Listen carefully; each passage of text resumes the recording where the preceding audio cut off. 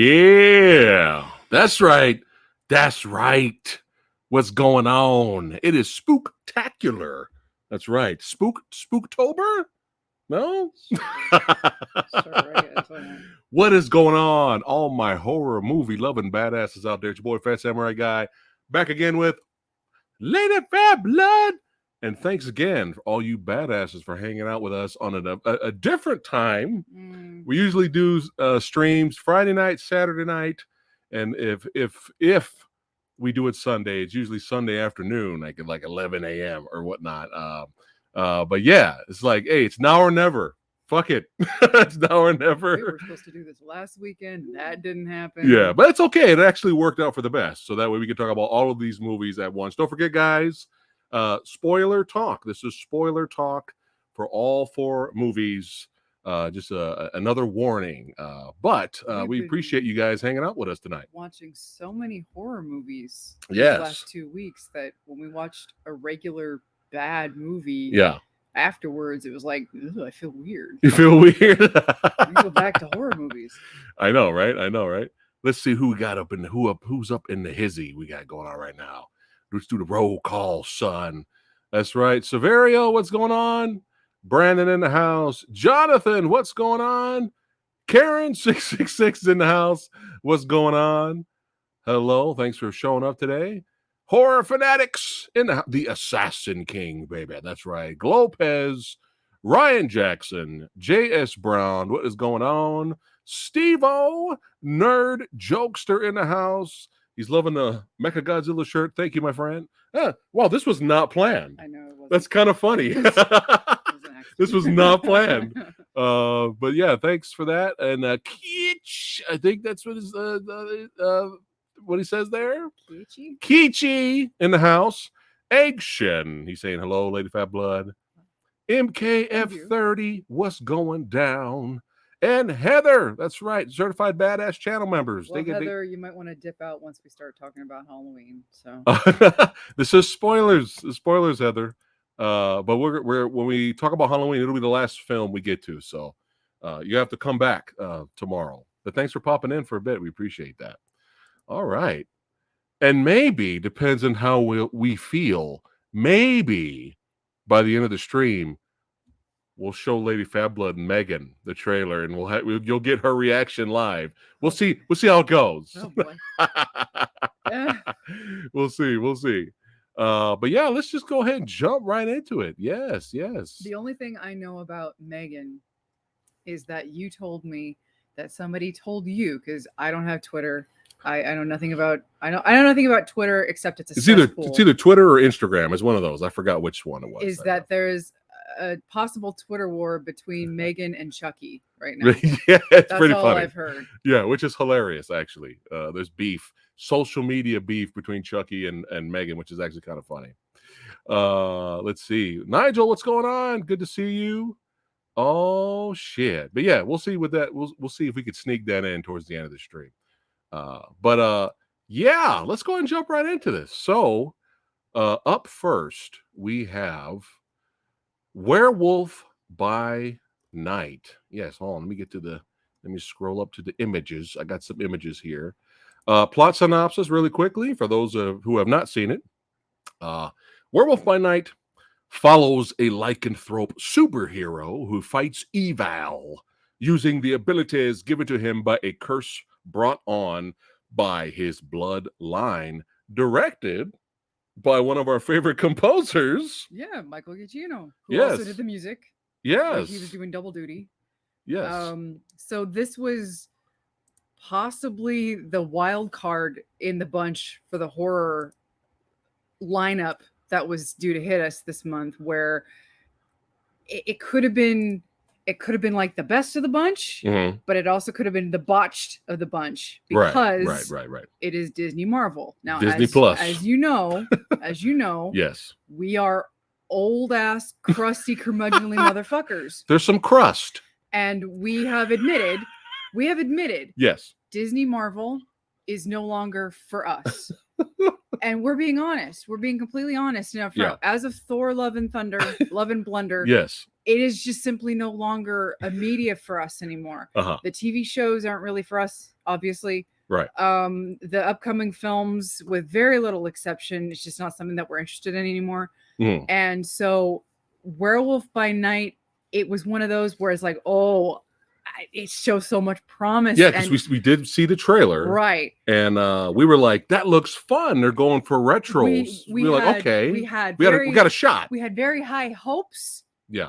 Possibly the highest hopes of the bunch, because honestly, not when it comes to reboots, not really like exceptionally excited for the Hellraiser reboot / reimagining. No invested interest in Halloween franchises at this point. And spoilers. No. I'm talking about the perspective. Yeah. And I'm saying, so this one was the wild card. It's either please be great, but possibly fun. Could have been because of Disney Plus Marvel. Yes. So having gone into that with that mentality, yes. Oh my God. Yeah. Is this absolutely adorable? Quite possibly the best thing to come out of Disney. Oh no, it is. It is. This I'm gonna this is just me. Okay.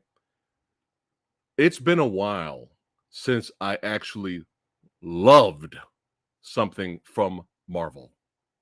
Like, absolutely, genuinely loved something from Marvel. Not just, oh, that was kind of fun, or I was entertained by that. I'm talking loved something from Marvel. It's been a long time. It's been a while. Yeah. And, you know, we enjoyed WandaVision a lot until it took a was a trip for the worse second half. It just kind of fell off the rails second half. But to us, everyone's different, but to us, every single Disney Plus Marvel exclusive show has given us blue balls, has disappointed us in some way. And there's always something good in each show. There was something we did like, but overall, it was fucking terrible, right? Every single, so far, to us, everyone's different.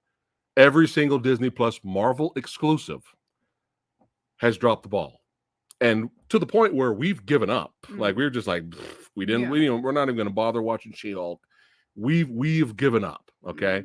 And then out of nowhere, this little fun little gem called Werewolf by Night. Not only did I enjoy what I watched, because we love the old school Universal horror monster movies. We look at the intro to this video, okay? Invisible Man, Werewolf, all that, the Wolf Man, all that stuff. We love that kind of stuff, and you could tell when they made this little and this another plus, short and sweet. This movie is short and sweet. That's another plus. You can tell when you watch this film, you could tell there was an actual labor of love put into this. There was no, let's hit you overhead with a message that you're not in the mood to be preached to. None of that shit. None of that shit in here. Okay? You could just go in blind. You don't even have to know anything about the characters or the comic book history or anything like that. You can go in blind, watch it, enjoy the ride, and have a fun time. And not only did I enjoy the film, and it was as good as I was hoping it was going to be, this movie actually exceeded my expectations. And by the end, and we're going to get to it, I was losing it over here when I was sitting over here watching it. I was like, what? But we'll get to that. It's a good what. It's a good what. So I was not expecting to love something Marvel. But in my opinion, in my humble opinion, this project is the best and most violent, the best Disney Plus Marvel exclusive. It is. It is. Bar none. And I hope Disney Plus does more of these short movies. Make them good, but does more of these films, these kind of Disney Plus exclusive type of movies. And I'm probably gonna end up enjoying them a lot more than the AAA projects. Well, but go for it. Again, it was a kind of a testament to, like you were saying, it was short, sweet, to the point, but it also it had about maybe 52 minutes to get its point across, get its characters across, and in 52 minutes, again, it was less than an hour. Right. You're introduced to the Elsa Bloodstone character. You're introduced to There you go. there you go. This character was badass. Right. I love this character.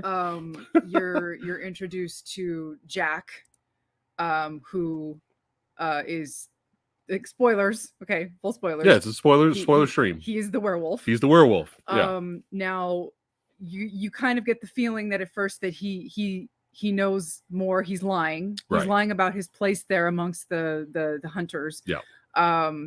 But they have this thing where the keeper of the bloodstone has died, and so now somebody must come forth to claim it. Yes. And Elsa, who was the daughter of the keeper of the bloodstone, she has parted ways with her father, and so she's no longer eligible to just inherit the bloodstone. And so these other hunters come forth, and to prove their worth, they're going to attach the bloodstone to this ultimate monster. Right. And they don't go hunting. Right. They have to hunt the monster. Yeah. Who the bloodstone is going to weaken it, but it's also going to piss it off in the process. Right. So they have to obtain the bloodstone by hunting the monster and killing the monster. Well, the monster, you find out, is It's Ted. Ted. And Man Thing. Yes. Who looks really good. They did a great job. Yes. I enjoyed his look in this film. Man Thing, aka Ted. Yes. And what you find out is that Jack and Ted are kind of like family-ish in a way, Yeah. not necessarily related. We don't know. I don't know because I don't know the lore, but Yeah. there's a conversation that Jack and Elsa have that kind of insinuates that they have this history, kind of familial history, Yeah. and that he's there to save Ted, obviously. Right. And so Jack and Elsa come up with this plan to, hey, I will help you get the bloodstone. In return, you help me get Ted out of here, and we both win. Mm-hmm. And obviously, at first, Elsa doesn't trust him. Right. And obviously, she finds out that he's a monster, and that causes like a bit of an oh shit moment. Yeah. And what I really love is, again, in 52 minutes, you have to establish this kind of kindred we don't trust, don't really trust each other, but we have to. And Right. they end up forming this really good relationship with each other. And it's not a love relationship. Thank it's God. Not a, Yes. it's not a, it's no bullshit. It's just a survival and a dependence that we need to form this alliance against Right. for the greater good against these other evil beings. The great, the good. Yes. And again, in this short amount of time, you just get this really nice story between these two characters with these little side characters, these colorful cast of side characters on the side. And I just want to take a moment to take there. I didn't notice this until she pointed it out, which is hilarious, but go ahead. Which part? The actress? Yeah, the actress. When you pointed her out, I didn't notice it at first. Okay, so if you've never seen Frasier, there's a character on there played by Harriet Sansom Harris. Uh-huh. And her name is BB Glazier. Yeah. And she is like the fucking most hilarious, like incessantly just crazy. Like she basically she's Frasier's agent, right? She's Frasier's off again, on again agent. Right, she's a right. great character actress who just like dominates she chews the absolute scenery every time she's on screen. And I got the impression that she was just kind of enjoying herself every time she was on screen. Yeah, here. yeah. So she kind of. But yeah, she killed it in this. Yes. And it was really nice to see her. It was really nice to see her here. Yeah. Yeah. Just kind of like hamming it up in that classic kind of, again, 30s monster movie style. Oh God, like everyone's acting, like her little servant, her little butler servant was like when he was cranking the crank to bring out the dead corpse of the husband there, who was animatronic, by the way. Yeah, which his face was just like, yeah. Like it was just so fun and charming. And then not only was it just fun and charming, but for something to be TV-14, I was actually surprised. Oh, there's some badassity. thanks to in here. the choice to make it black and white, Yes. which was again was a nice homage Yes. to the 30s and 40s Right. horror films in the Right. day. They were able to get away with a lot of stuff, both action wise and kind of horror wise, that Yeah. they wouldn't have been able to get away with probably. Right. Had they not had it in the black and white. But we'll take it. We'll take it. Yeah, I mean, absolutely. We'll take it. But yeah, you know, they try to team up. It doesn't work out well, and they both what's the characters again? Jack and Elsa both end up getting captured by BB, and basically, you know, they want to hunt Werewolf now. They want to hunt Jack. They want Jack to transform to basically kill Elsa in the same cage they're in. That's what they want to do, because they could speed up. They could rapidly speed up. The bloodstone's going to cause him to, you know, rapidly. Because usually he's like, hey, I transform in the full moon, and you don't have to worry about it. And she's like, you idiot. The bloodstone's gonna, you know, and you're gonna just rip me to shreds. So could you just make it quick, please? Yeah. You know.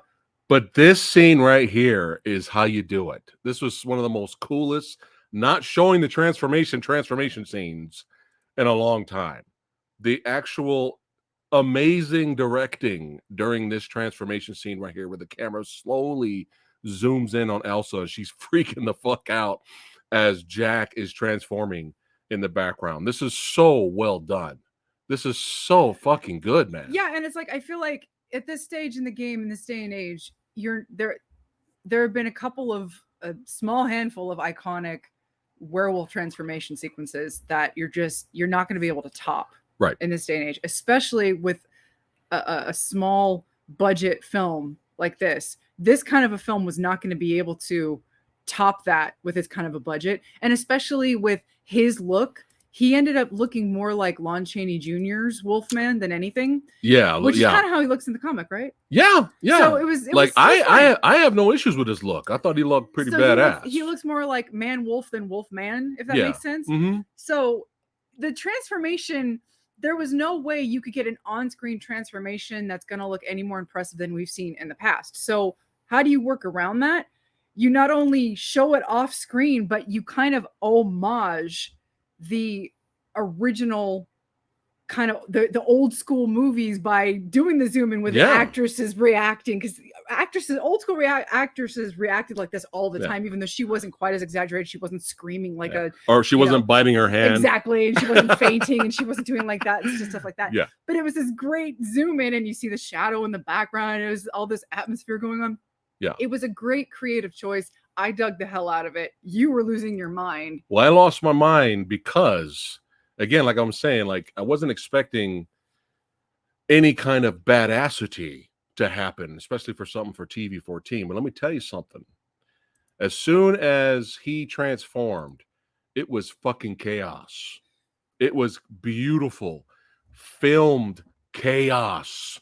He takes on the other hunters that are there. It's fucking great. When I saw, and Michael filming the action sequences how they're supposed to be filmed, filming the fight sequences how they're supposed to be filmed. None of this shaky cam shit, none of this quick cut editing. Actually showing the stuntmen do what they do best. And I was sitting over here and I lost it because I was like, what? I was like, no, get the fuck out. No. I was doing that because if you watch the guy who plays Werewolf, he is sliding. He's doing these sliding attacks. He's whipping around the stuntmen, cutting their throats. He's doing all this. He's jumping off the wall. The stuntmen are reacting to him, trying to fight back. They're getting fucked up. I was not expecting any of this at all, especially on a Disney Plus exclusive short film. So this was blowing my mind. Okay.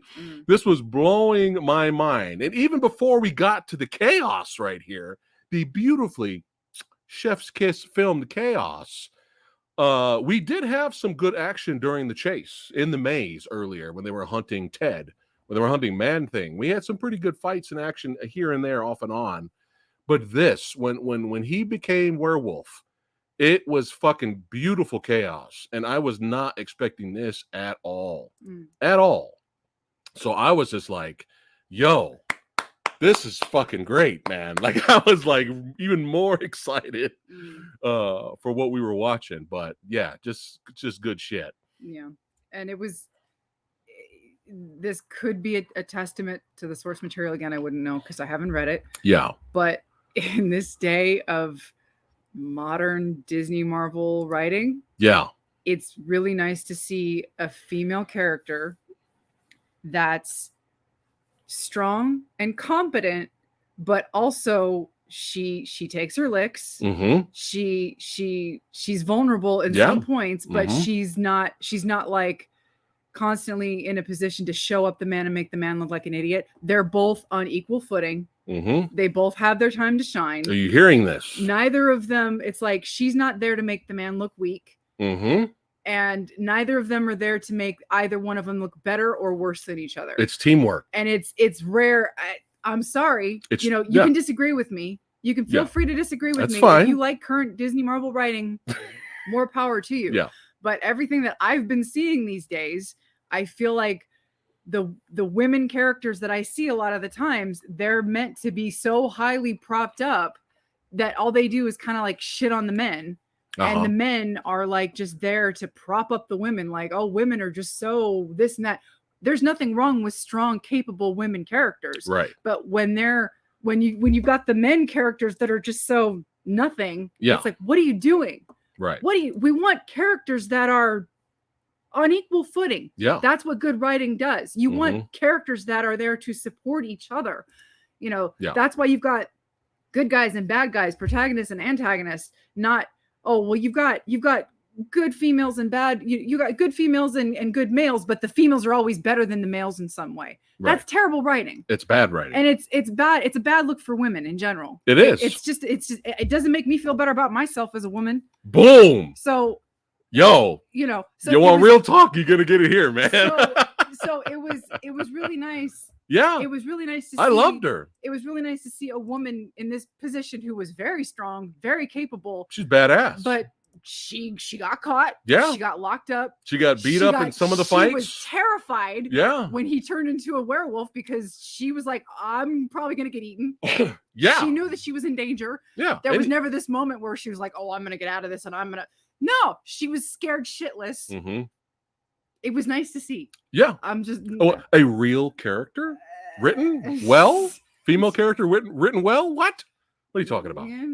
But yeah, I wanted to see them in a series together, Elsa and Jack. Let's go. I wanted to see that, but most likely this is kind of a one and done, especially when we get to the end here, which was hilarious. So after the carnage, he kills everyone, gets free. Elsa helps him out, but then Elsa gets the Bloodstone, right? Yeah, she gets the Bloodstone. She takes over the estate, and Jack leaves, but Ted, it was hilarious.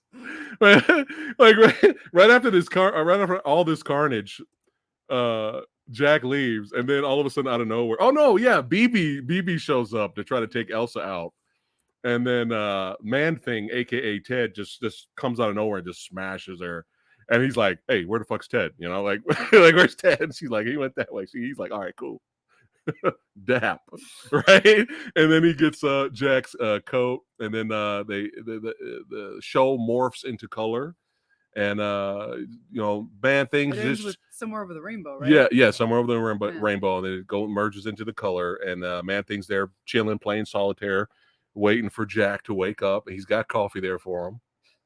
And they had this fun back and forth. Like, he's like, "Nah, man, I saved you." He's like, "Nah, man, I saved you." Some fun stuff like that. Brilliant. Short and sweet, fun, badass, adorable. No annoying characters. And just, I'm telling you, a labor of love from everyone that's involved. Just a labor of, you could tell they had so much fun with my man here, Kirk R. Thatcher. That's right. Yeah, you could tell they had so much fun. So this really surprised me, and I'm sticking with it until something comes out that's better. I'm still sticking with Werewolf by Night being my absolute favorite Disney Plus exclusive Marvel property. It's my favorite, for sure. Better than anything else that's there as of right now. Is there anything else before we rate it and move on? No. No? All right. C is average here on our channel. What are you giving Werewolf by Night?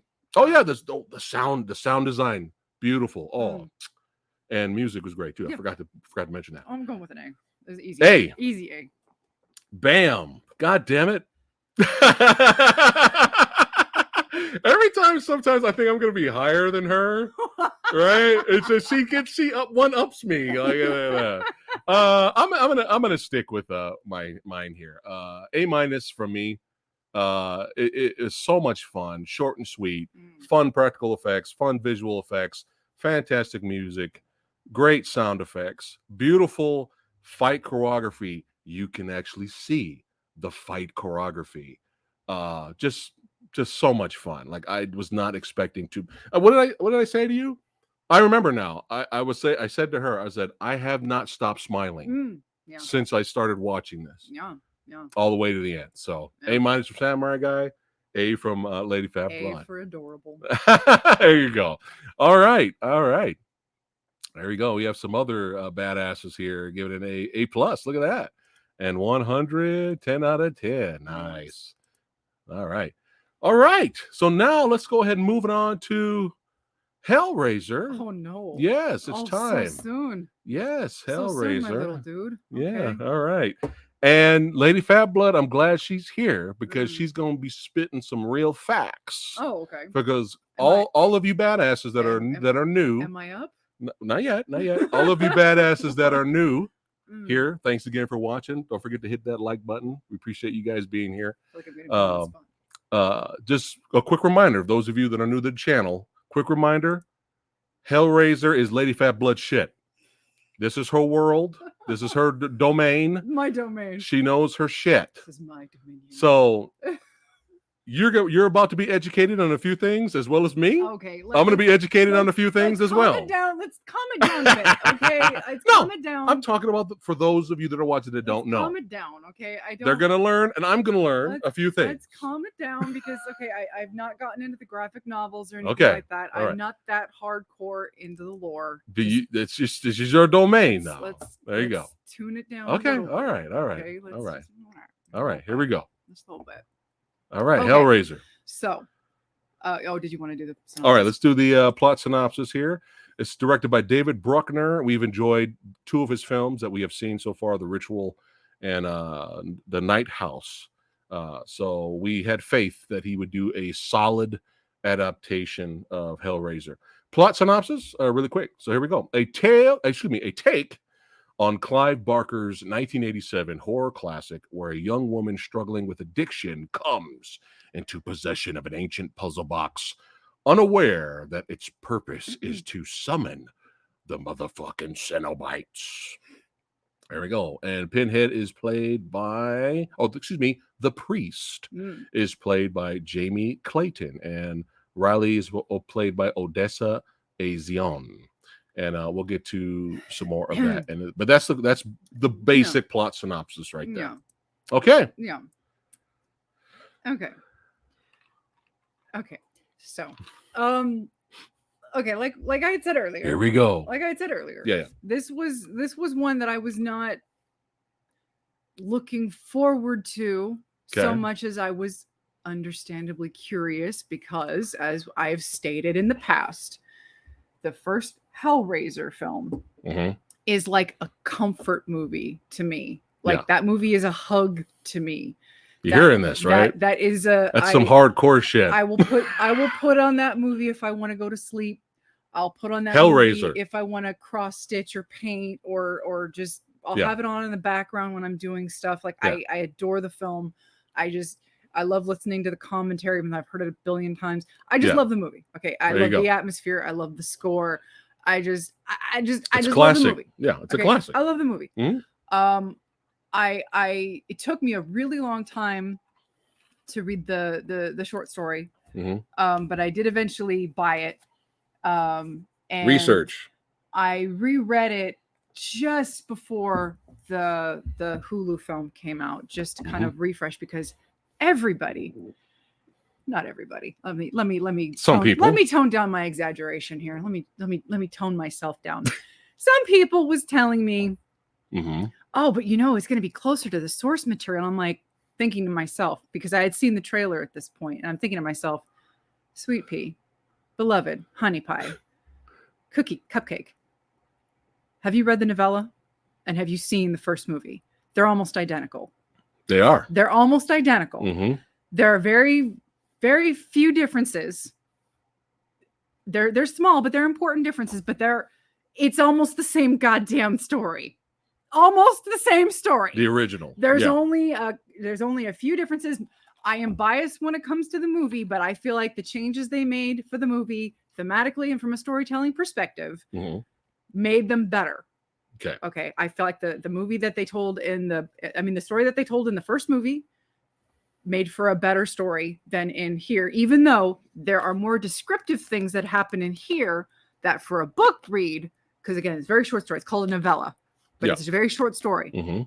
But from a descriptive point of view, you get more meat in here. You even get a conversation that takes place between Frank and the 4 Cenobites that he meets before they tear him apart. Right. Much more descriptive of what happens. Because if you remember the very first movie, he opens the box, the chains come, and then he gets ripped apart. And then you see the Cenobites really quick, and they're playing with his bits, and then boom, nothing. And it's just the empty, the empty room. And then we get our movie. Playing with his bits. Okay. Not those bits. His body, the whole entire body bits. Okay. Yeah. So,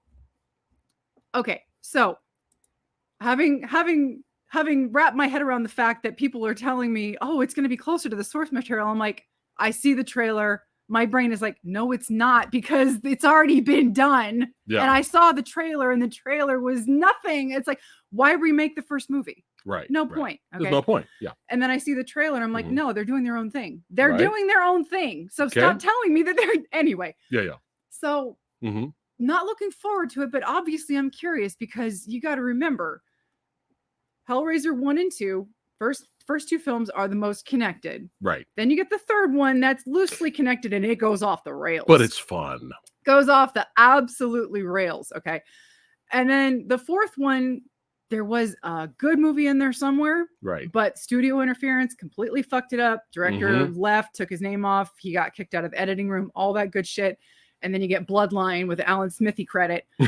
And then after that, it was nothing but scripts that had nothing to do with Hellraiser converted into Hellraiser stories. And then you had obviously the last 2, which were cash grabs it wasn't a cash grab so much as we need to retain the rights. The studio wanted to retain the rights, and so they made Hellraiser Revelations in like a week or 2 weeks. Yeah, and it something shows like that. Yeah, it shows. Which was awful. Right. And then they had Judgment, which nobody liked. Right. Now Judgment tried to do its own thing in certain things here and there. Nobody liked it. And so now you end up with what we have now. Right. A series that's coming soon, apparently, to HBO. And you have this Hulu reboot/reimagining. Quick question. In the book, was Frank defiant or crap in his pants? Was he defiant? Or was he crap in his pants? Oh, when it came to the book. When he first met the Cenobites? I guess that's what Reese is asking there. If that's what you mean?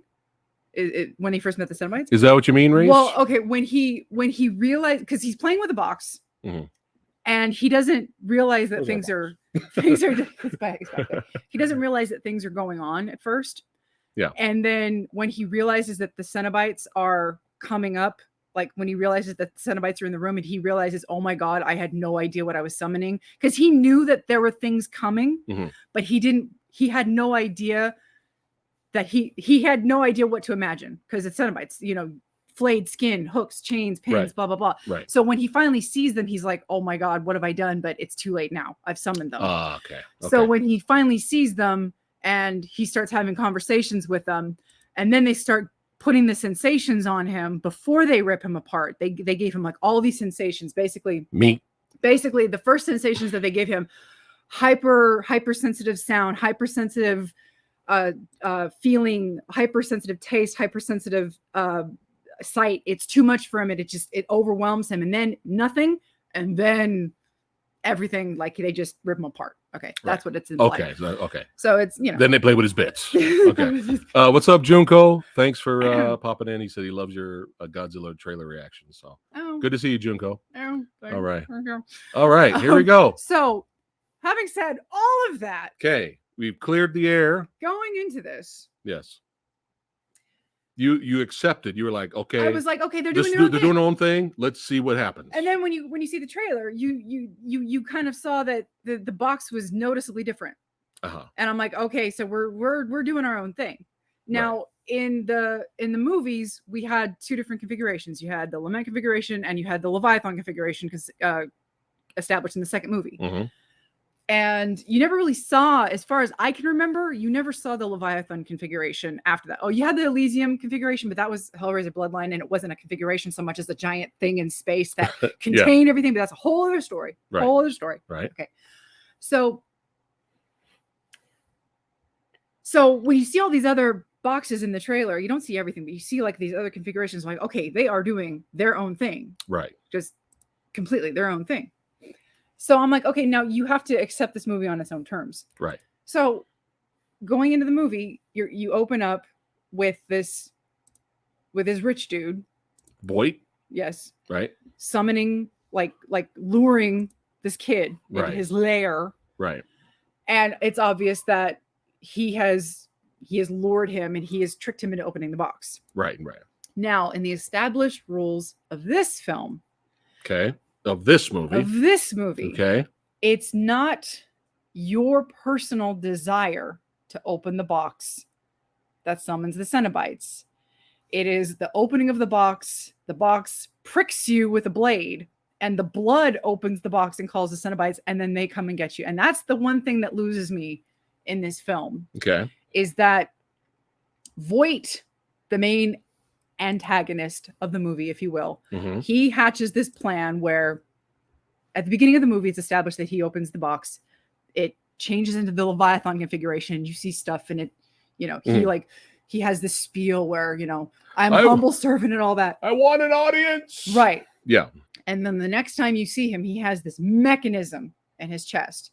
And you come to find out that he chose, because in this lore, they established that once you're granted an audience with God after the sixth configuration is opened, the Leviathan configuration, you are granted a gift of your choosing between the six configurations, either knowledge, love, sensation, power, blah blah blah blah blah. Okay, he chose sensation.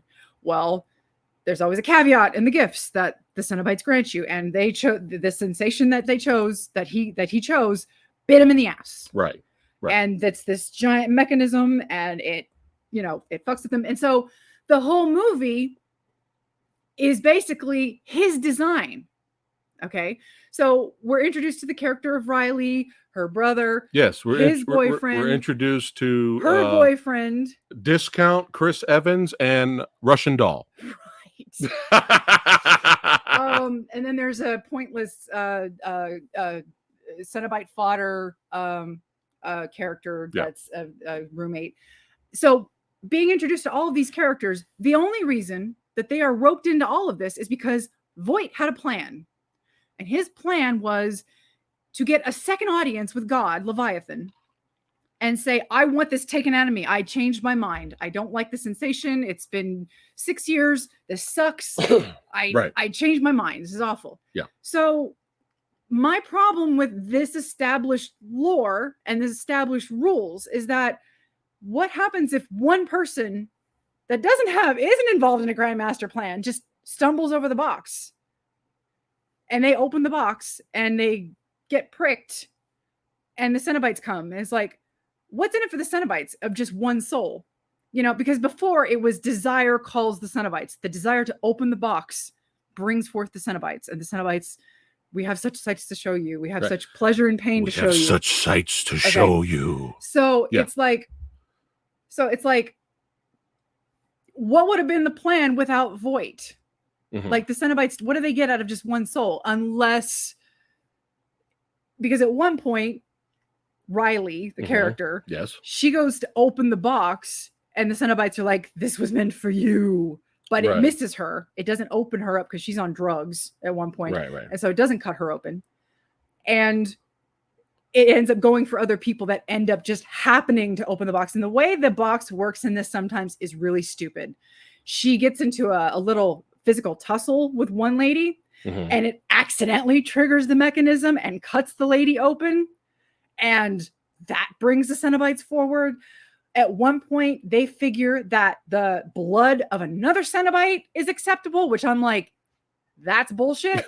Like, there are little things in this I don't know movie. about that, but we'll get to that a little bit later. There are little things in this movie. It's kind of like, I don't know about this. Like, sometimes I feel like people miss the original point of the Cenobites.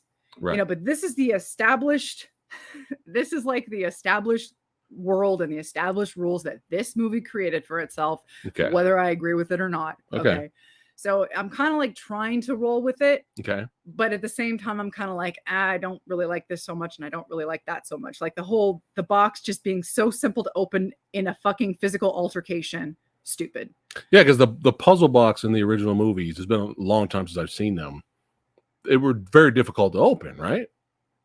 It's a puzzle box. Right. It's supposed to be tricky. Right. It's supposed to be like, you kind of have to play with it, and there are parts and pieces that you have to, it's tricky. It's supposed to be tricky to get into. Right. Not just, tussle, it's open. But you spotted, while we were watching this, you spotted an Easter egg for the fans here. I think it was meant to be an Easter egg. The box in its lament configuration shape is stored in a safe in a warehouse with 55 on it, which the address in the original story, or the original movie / story, the address was 55 Ludovico Street. Okay, so I think might be a Easter egg. It seems kind of odd that it was a 55. Yeah, like, it seems kind of like a random coincidence. So probably not. Right. Probably not a coincidence. But what I did, there were a couple things that I did like. Okay. There's some good stuff in there. here. There was a description in when Frank first opens the box in the novella. Okay. Where right at the very beginning, when he's playing with the box, and it says he did not hear the great bell begin to ring. Right. And one of the things that happens in this movie is every time a Cenobite starts to go out, like every time the Cenobites are summoned, and it goes after a victim, you hear a bell. That was fucking cool. And that was cool. Yeah. And that's cool. And it's not just part of the soundtrack. It's not like it's part of the soundtrack. You actually, like, one of the characters even acknowledges, I hear bells. And I like that. That was cool. That was a nice touch. Yeah. It was like, okay, that's nice you hear the Taco Bell and you are fucked. You are fucked. What did you think of these Cenobite designs? You know what? Again, I'm so biased of the first movie and of 80s practical effects. Watching it a second time, I watched it twice now. Watching it a second time, they flip-flop for me. Right. I don't think the Hell Priest was terrible. I've heard some people complain, why does it look like she has pins in her head as opposed to nails? And I can kind of chalk that up to you because in the book, they are described as being jeweled pins. Okay. So the nails were kind of more of a creative decision, I think, to show up more on camera in the originals. In the original, yeah. And even throughout the series, you can see they kind of get bigger as the makeup, gets older. Mm-hmm. I mean, the makeup gets more and more younger, I guess, per movie. The first movie, they're not as prominent. It's like by the third movie, they look like full on nails in the third movie. Right. Like nails. I prefer the nails over it's a lot more intimidating look, but I mean, they're following the book, so that's fine. Yeah. It's fine. I can accept it. I didn't really like the second kind of main prominently featured Cenobite that had kind of like, and if you know what I'm talking about, the Angelique Cenobite from Hellraiser Bloodline, where there was the peeled skin, and she had like the one also from and you just showed her. Yeah, that one. I wasn't crazy about that one. And part of it is if you actually freeze frame any of them. Yeah. And you actually like stop and look at any of them, they're very beautiful suits, but they look like suits. They look like people in very beautiful, well manicured suits. And then you go back and you look at the designs and the suits and the makeup and the prosthetics from the 80s, and they're just dripping with blood and like KY jelly, literally KY jelly, and just bits. Like, you've got Frank walking around. Like, some people have said that this movie looks too clean. I absolutely agree. It does. And why was that? And we were talking with your friend.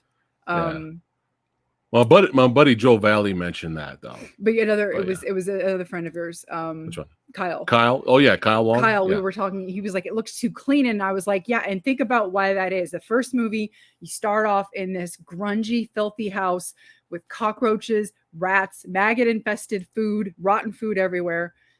A guy died in this room in the top of this house. And the blood of his brother brings him back by him reforming into this human husk, and his ex, one-time lay has to kill people to bring him back. But when he does start to get brought back, he's nothing but flayed flesh and skin and dripping with ooze and blood and juicy. Yeah, it's literal. It's a filthy, grimy movie. You feel kind of you take a shower. Yeah. So, this you're good. You're good. You don't have to take a shower. The dirtiest thing you really feel in this movie is just being with the character of Riley, who's a recovered addict. Yes. And she's the only one who looks kind of dirty and grimy. Yeah, but she's supposed to be. Yeah, and that's only because by design she's kind of dirty and grimy. But like you said here, like you said, when you freeze frame some of the Cenobites, they don't look as well. But then when you get them in the right lighting and stuff, it does work. And I think this was our favorite Cenobite, right? Yes. Yeah, he was the only one that really, really stood out to me. Especially when you see him walking around. When you walk around, when you look at him from the side, he's actually just this. He's like this mounted face. Yeah, his head is just like this. It's just like this. There's no actual skull. There's no brain. There's nothing. He's just like this mounted face stretched out on a rack. He's thin head. I thought he was the most fascinating character design, because other than that, you've got like this bootleg Chatterer that didn't really look any better than the original. This one that looked like a bat, like the big huge eyes. It looked weird. Was he the one that the fingers, the hands? Yeah, the hands like did this weird stretchy, like they disconnected from each other and just like the good news about the little nitpicks that we're saying is it still works. It still looks good. Yeah, it's not like the Cenobites look like crap. Yeah, so the story is kind of. The story at first was reminding me of the Evil Dead remake, where you've got this former recovering drug addict.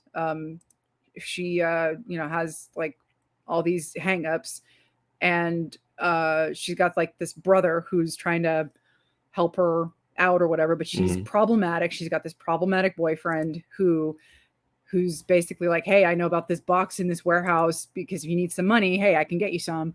Well, he doesn't say it's a box at first. He says, oh, hey, there might be some money. There's this millionaire stash. I don't know what's in there, but people never go there anymore, so we can go steal it. And at first she's like, no, but we need money. So they go do it. And it turns out to just be the box. Right. And her and her brother get in a fight. She leaves. She accidentally opens the box in a drug stupor. But the blade that comes out, again, that's supposed to get the blood and some of the Cenobites, misses her. Her brother comes out and looks for her. He plays with he touches the box and the blade is already sticking out, so the blade gets him.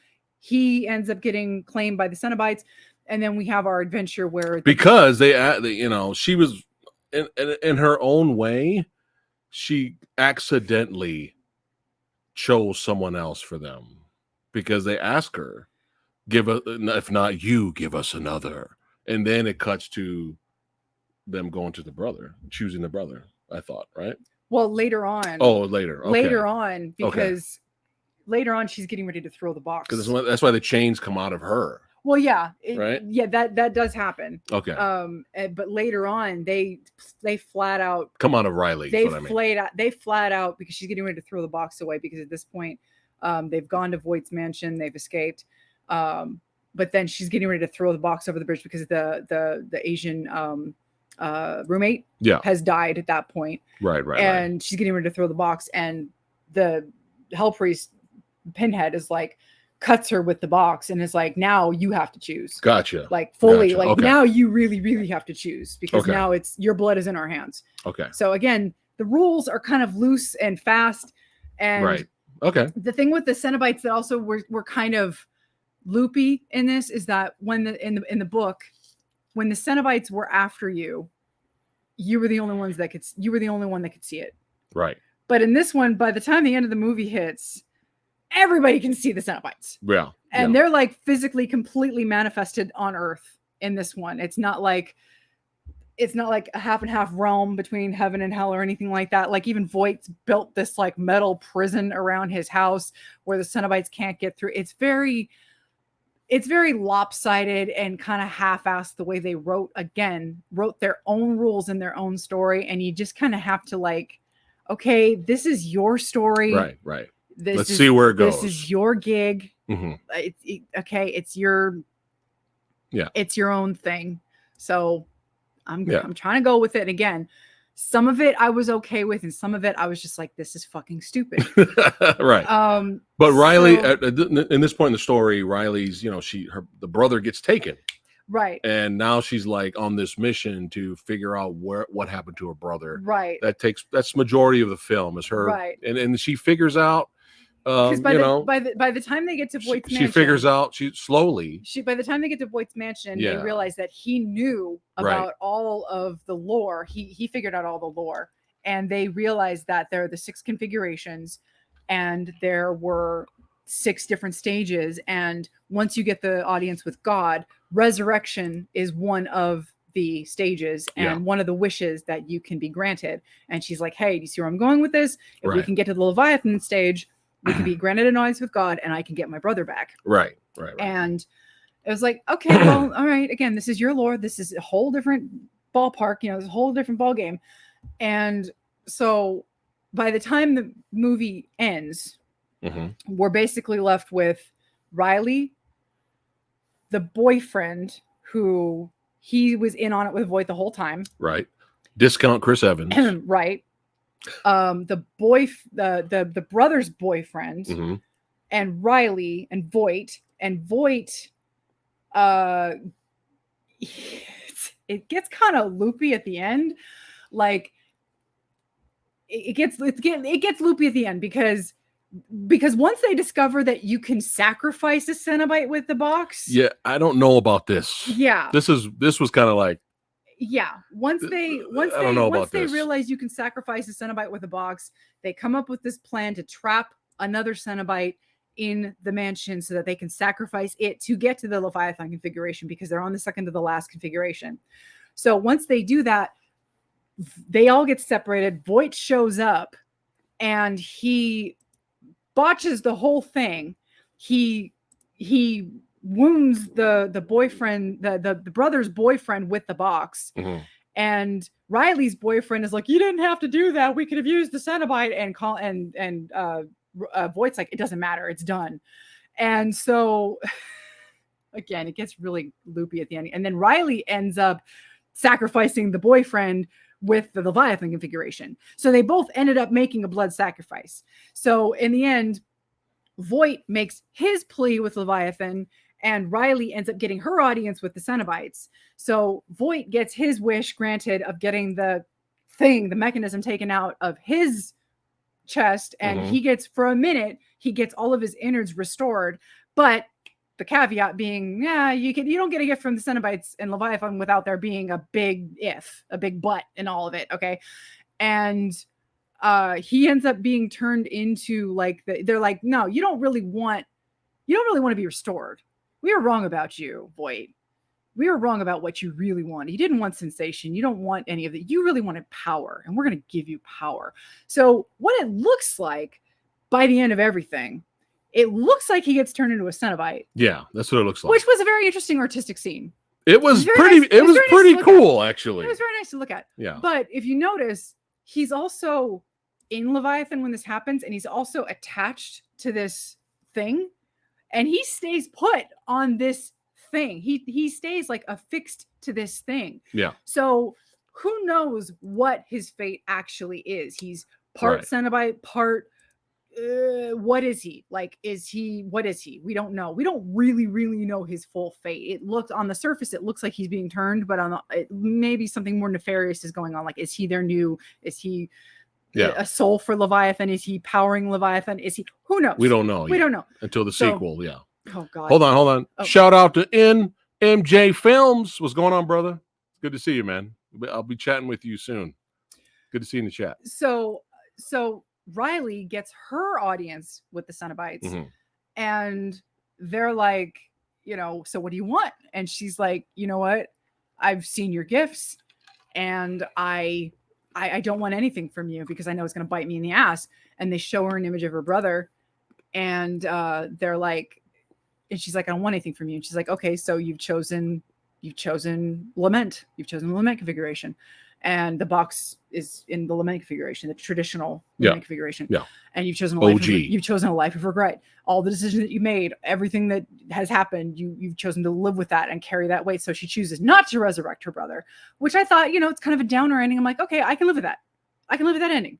And again, because it's just going to get worse. Yeah, it wrapped around. So again, this is one of the things. There's no bargaining with the Cenobites and the priest. So it was like, I thought that was a nice touch. It's like, again, this falls into the category of something that I kind of liked, because Hellraiser, it's never really a happy or sad ending. It's like, if you go back to the original, it's like the first movie. It's like, yeah, Kirsty got out of the house alive, but the box is still out there. Her dad is still dead, like killed horribly by his brother, betrayed by his wife, who hated him all along anyway. So she's gone through this horrible, traumatic thing, but the box is still out there somewhere, and she barely survived by herself. Her dad's gone. And then by the second movie, her dad is still, she was tricked into thinking her dad was in hell, and she went to go rescue him. That didn't work out. Yeah. So she again escapes with her life and with Tiffany. But a lot of shit went down. A lot of people died in that hospital, and it never really truly happened. And then the pillar comes out of the blood-soaked mattress, and Pinhead's evil is still alive. Everybody, all the shit that went down, the evil is still there in the pillar and all that. So it's never really a fully happy ending. So I like the kind of downer ending of this. It's like even she didn't know if she made the right decision in the end. So I liked that. But yeah, some of the rules and some of the things that went down in the movie. And again, I don't know about the Cenobites just being there as lackeys just for the sake of being lackeys. And that's what I feel like the Cenobites have gotten turned into over the years, where before they were just these creatures that were, explorers in the further realms of heightened, like, ridiculous sensations and experiences. And they do that to other people. And that's just what the demons to some, angels to others, blah, blah, blah. There you go. Yeah. It's like, and now they're just straight up villains that kill people. Right. That's just, it seems like, and that's they become monsters of the week. Yeah. And even though Hellraiser 3 was guilty of that, it was almost accepted because they wrote it into the story that Elliot Spencer and Pinhead were separated from each other in Hellraiser 2. Right. And so when Elliot's soul was freed from Pinhead, his evil went off and ran amok. So it was kind of like, oh, I'll accept it that Pinhead's a slasher that laughs maniacally and doesn't give a shit anymore and goes to Earth and just kills a shit ton of people in a nightclub. Fine. I'll take it. It's funny. Yeah. So, it's like, it's just, it was just kind of, yeah. I was fine with some of the things in the movie. As far as the look of the film, there was a lot of interesting things that the director does. There were some great visuals. Hold on a second. Okay. So this is what we thanks Night One says, the one with the split arms. Some people are calling it the Weeper. Okay. So this is what we're talking about, how some things we thought was cool and some other things we were like, I don't know about that. The Cenobites should not be, up for grabs of destruction from the priest, because the one with the split arms was the one that, Riley stabbed with the box. And now the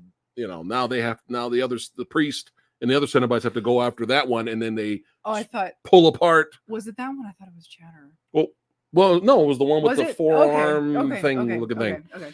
And they pull it apart, which that was another thing with this movie is that the blood was off and on too. Some of the blood was legit and badass, and some of the blood was CG. Like when they pulled apart the Weeper, it looked like shit, man. I'm sorry.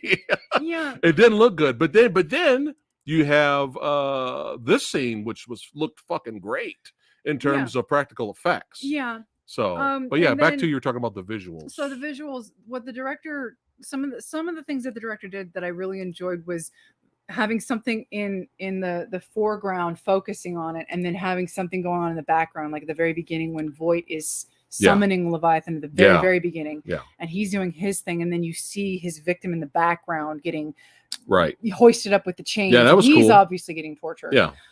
You see something going on in the foreground, and then in the background you see a Cenobite walk by. And, when the Cenobites are not coming, in focus, the background moves around and shit. And, it's pretty cool. Something that they they focused on a lot more was when the Cenobites come, the atmosphere, the walls around them change. Now they did that a little bit in the originals, but they did it a lot more when the Cenobites were coming for people in this, like the scene where the roommate is getting it in the van. And they're in the van and they're trying to run away from Voight's house. Yeah. And well, Jesse, it could have been worse. It could have been just her regular voice. And what the oddest here's it could have been just her regular voice with nothing enhanced to it. Let me tell you something. It could have been a lot worse. Let me tell you something about the most bizarre thing. Can you imagine if it was just her regular voice? That would have been terrible. The most bizarre thing about the Cenobite, the Hell Priest, was they cast a female for the Cenobite. Right. And the which who cares? It's fine. Do what you want because this is your own gig. Right. Okay. Now the Cenobite in the story, some of them were, the gender wasn't really clear and some of them were very clear. Okay. Again, there were only 4, and then by the end the engineer shows up and he's kind of like the keeper of the box, or whatever you want to call it. Right. So in the story, Pinhead, to my recollection, I'm trying to like here, let me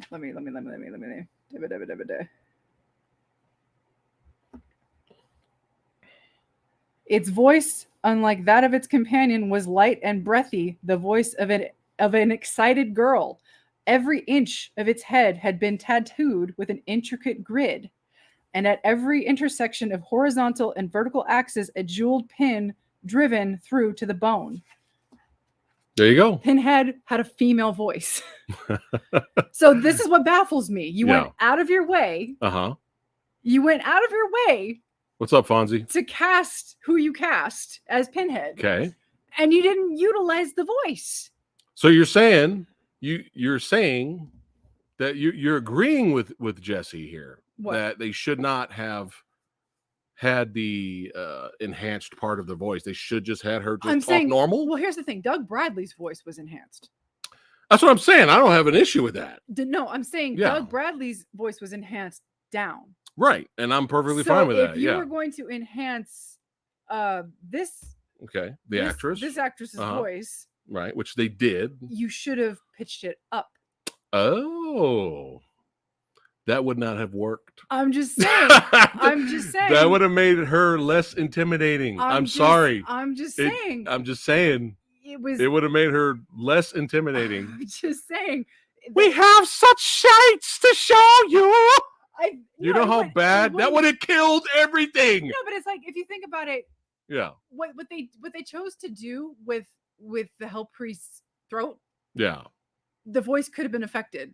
So if you pitched it up and made it kind of breathlessly feminine, it wouldn't have sounded super high pitched and feminine like Minnie Mouse. It wouldn't have sounded stupid. Okay, that's what I thought you were like. No, it would have been pitched up, but like, it could have made it sound like there was wisps and winds going through it and kind of unearthly and unsettling. It could have worked, But what I'm saying is, you go and cast a female, Right. and then you do it to the voice where it's like it could be either or. Right. It makes no sense to me. Right. But did you want to see more? I didn't hate the voice, is all I'm saying. It's like, if Yeah, you hate the voice, I'm not going to die on that hill. You hate the voice all you want. Yeah, that's fine. That's perfectly fine. No worries. To each their own. That's your own personal, you know. But did you feel that the priest? I feel that for what the actress was given to do and for what dialogue she was given, I think she did the best that she was given. Basically, she did the best she could for what she was given. I feel like she didn't feel, to me, she felt like she was just one of the Cenobites. She didn't feel like, I don't know. Like I wanted when this version, when the hell priest shows up, it's like, holy fucking shit, man. Yeah. Right? Yeah. And I feel like every time she showed up, it was kind of cool visually to see her, but I felt like she was just there with the others, and she was, I don't know, didn't really feel like a leader to me. Yeah. But I thought the actress did a good job for what she was given. Did you want to see more of her? Do you think they could have gave her more to do, or maybe show a little bit more personality than just smile once in a while? Or you think it was perfectly fine?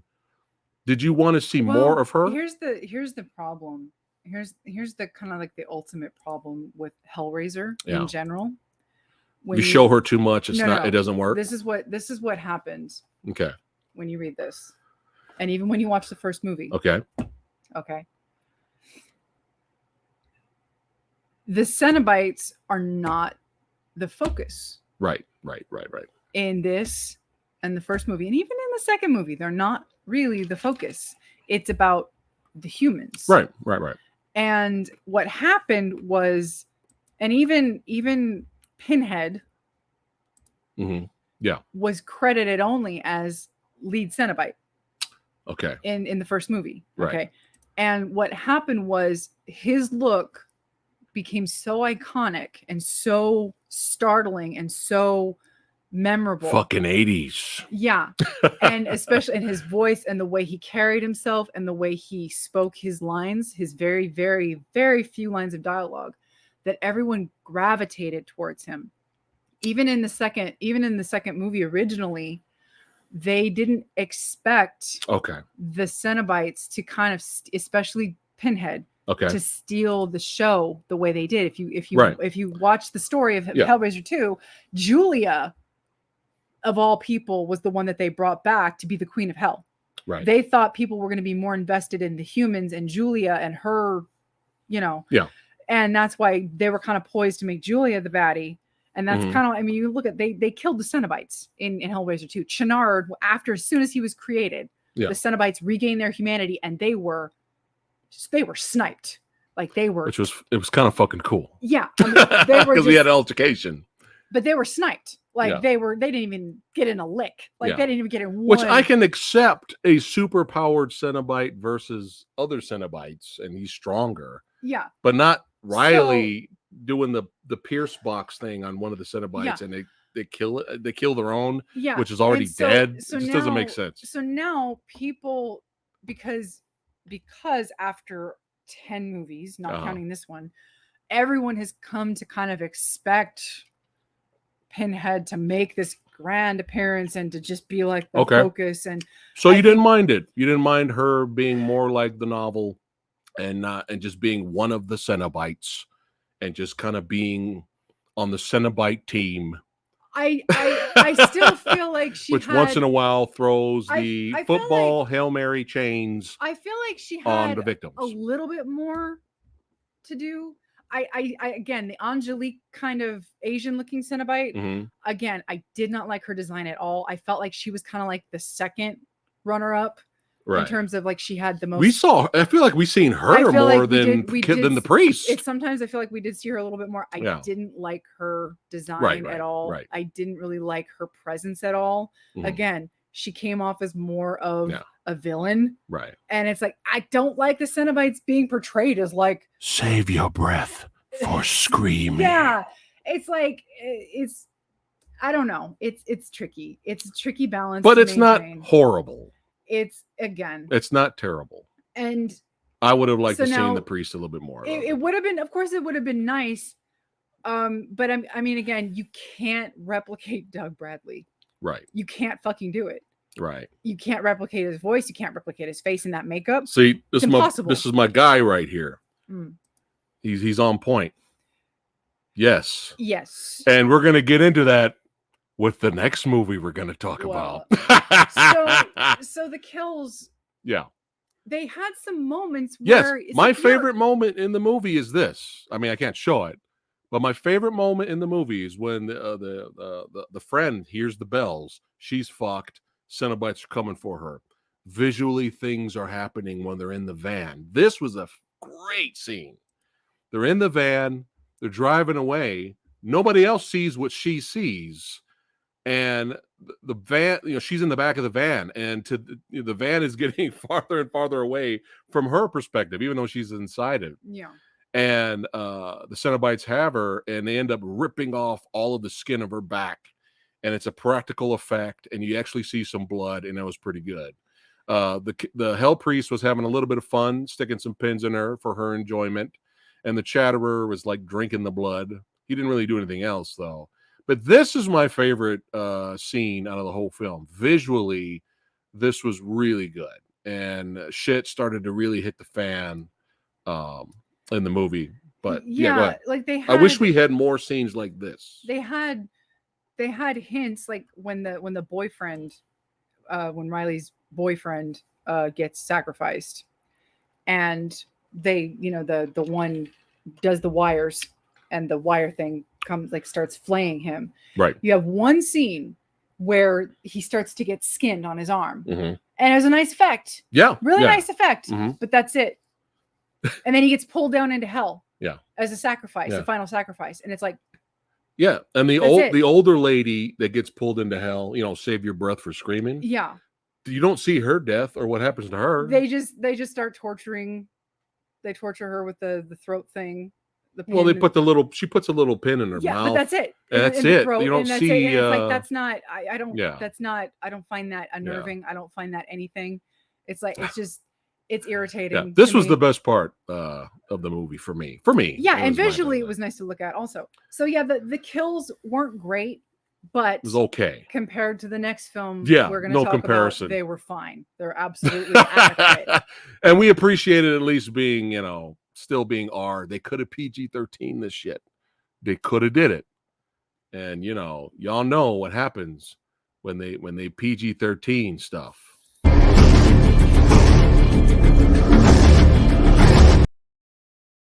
God, why? Why? I love it. All right. Was there anything else you want to talk about before we rate it? It was fine. Yeah. It was. I've seen. What's up, Donnie? I've seen much worse. Well, in terms of classic horror movie reboots, yeah, we've seen way worse. Yeah, I've seen worse. Like garbage. Eating garbage. And they did enough. Oh, I didn't talk about the music. Okay, so at first I was really irritated because they were making the music, they were making the score sound a lot like the Christopher Young score from the first and second Hellraiser film. And then they flat out went all the way. They used the theme from 1 and 2, and I'm like, what are you doing? Like, what are you doing? This has nothing to do with those movies. There's no connection to these films whatsoever. Like, you've gone and done your own thing. Yeah. This is the Balrog from Rings of Power all over again. I'm like, what are you doing? This is no, stop. Yeah. Yeah. And then by the end of it, I was kind of like, you accepted it because it's such an iconic theme. They're like, all right. It really is, because it's like, it's kind of like the music. It is the theme. Yeah. It's almost like you can't really change it at this point. Right. Other movies, like, they haven't used it, and they could have made their own theme. They could have, but it's fine. They're reusing the old. Doing such a bootleg, I don't hate it. They were doing such a bootleg WCW version of it, and it was like, they might as well just go with it. And then they did. It's like, okay, fine. Yeah. I did like that they were using kind of like the Leviathan theme by the end, It was nice to hear. Yeah. So it's fine. I Yeah. was okay with it. I really wasn't okay with it at first, but then by the end, and then the second time I watched it, I was like, okay, I don't know why I'm okay with this, but I'm okay with it. So yeah, it was like, for future movies though, when the Cenobites show up, it should be like you're fucked, right? So when the Cenobites show up, if you can't bullshit your way out of it and try to cut some kind of deal, you're fucked. So hopefully when we move forward, they will, for a sequel, they will not treat the Cenobites like ghosts, where you could just pour some salt. You just pour some salt around you and stay inside the salt ring, and the ghost can't get to you. Nothing should stop the Cenobites. Nothing. Which was like, I don't love that you could stop the Cenobites. Like something man-made can stop them. I don't like that. But it is what it is. Again, they wrote their own set of rules in this. Yeah, and it is what it is. Some of them were just dumb rules. So, no. Yep, the WCW bootleg versions, man. Love that. Love it. Yeah. Anyway, let's go ahead and rate this sumbitch. C is average. You guys know this. Some really good visuals once in a while. Some great practical effects and makeup once in a while. The music was okay once in a while. The characters were kind of average. We did like Voight though. The Hell Priest, I thought she was fine. I wanted them to do more with her though. Maybe in the next movie we'll do more with her. But you know, if you're comparing this to The Fog, the Fog remake, if you're comparing, if you compare this to all the terrible, bad remakes, bad bullshit reboots, a lot of the atrocious Hellraiser sequels, this starts to look far better, especially when you compare it to another movie that we're going to talk about a little later. We're saving that for last. You compare it to that. This new Hellraiser reboot is actually pretty solid. It's a solid reboot. Nothing will beat the first two. The first two will always reign supreme over this. And in terms of rewatchability, I think 3 is fun. 3 is not great, but I would rather watch 3 over and over and over again more than this. But this is not trash. This is a solid horror reboot to us. It's solid. All right. So C is average. What are you giving Hellraiser? Oh, C is average. Okay. So I'm going C plus. All right, she's going C plus. All right, I'm gonna go B minus. I'm gonna go B minus. Okay. Like I told the Movie Dojo Army, our channel members that support us, I gave it 1 thumb up. I didn't do the 2 thumbs, but the 1 thumb up the ass. What do you? I don't know. It's getting late. It's getting late. It just sounded like the right thing to say. I don't know.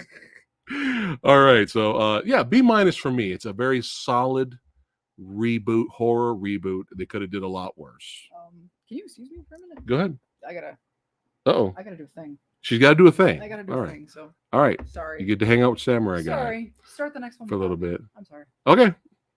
Well, no, I can't start the next one without you. We need you for that one. You don't want to be here for that one?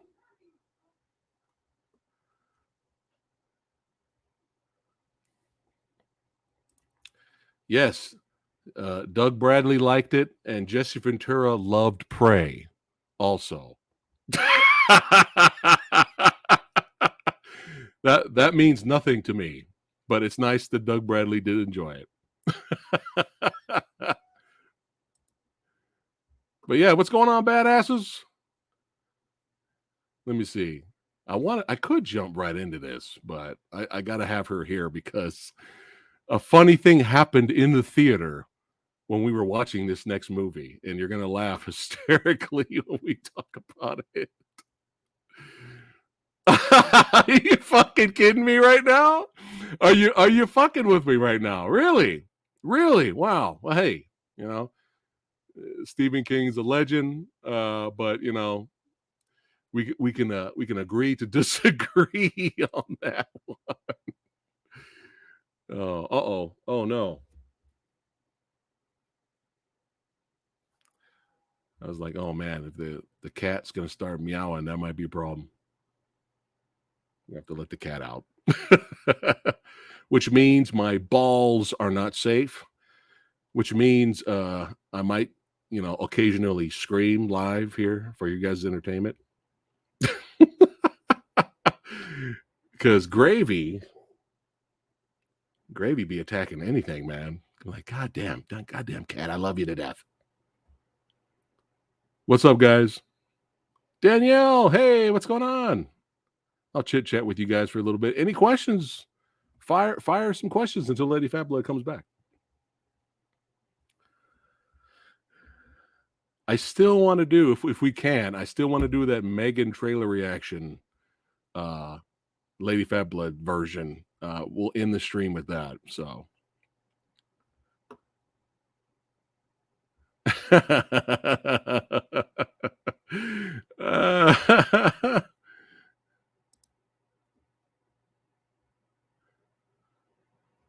No, it's coming up next. It's coming up next, buddy. Good to see you.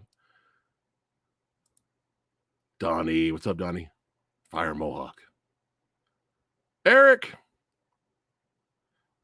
No, I have not seen X yet, but I think we're gonna go ahead and give in, and we're gonna save that for Halloween weekend. When we have our traditional, we do it every year. We have our horror movie marathon, and I think we'll watch X then. So, best Phantasm movie? Oh man, that's actually a tough one because well, the first one's classic, but 2, I need to rewatch 2. I remember liking 2 a lot, but 3 is just so batshit insane. The girl with the nunchucks. I just whipped out nunchucks out of nowhere. And I think 4 was okay, but you know what? I've never seen the 5th one. So let's see here.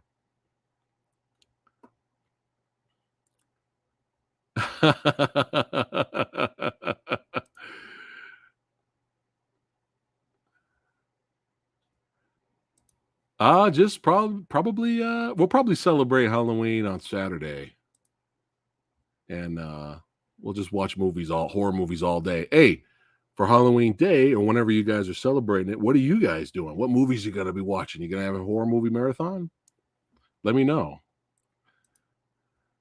I'm glad I'm glad my trailer reaction made your day, Donnie. That's probably one of the best trailer reactions Samurai Guy's had in a while. Because I was not expecting that at all. So I'm going, you never say never. Never say never. I hope, but I'm going to say no, and I'll give my reasons why. It's unfortunate. No, MK is asking us, do you think Art has what it takes to join the ranks of Michael, Jason, Chucky, and Freddy? And I said, I think he does. I think he does. Wow. But it probably won't happen because we have a theatrical experience. As much as we love Michael, Jason, Chucky, and Freddy, there's something about them. They have that mainstream appeal. Art is for the hardcore fans, and we're going to get into that. And we have a good example, a theater example. We saw this in theater Friday night. So we're going to talk about it right now. Is that hold on. Yeah, that's next. Okay. Yeah. Oh, we're saving the best for last, baby. Yeah, hold on a second. Let me catch up here. You guys are fucking awesome, man. Thanks again for hanging out with us tonight. You guys are awesome. I'm trying to see what they're going to be watching for Halloween. All right. She is back. Here we go. Let's go ahead and get into it.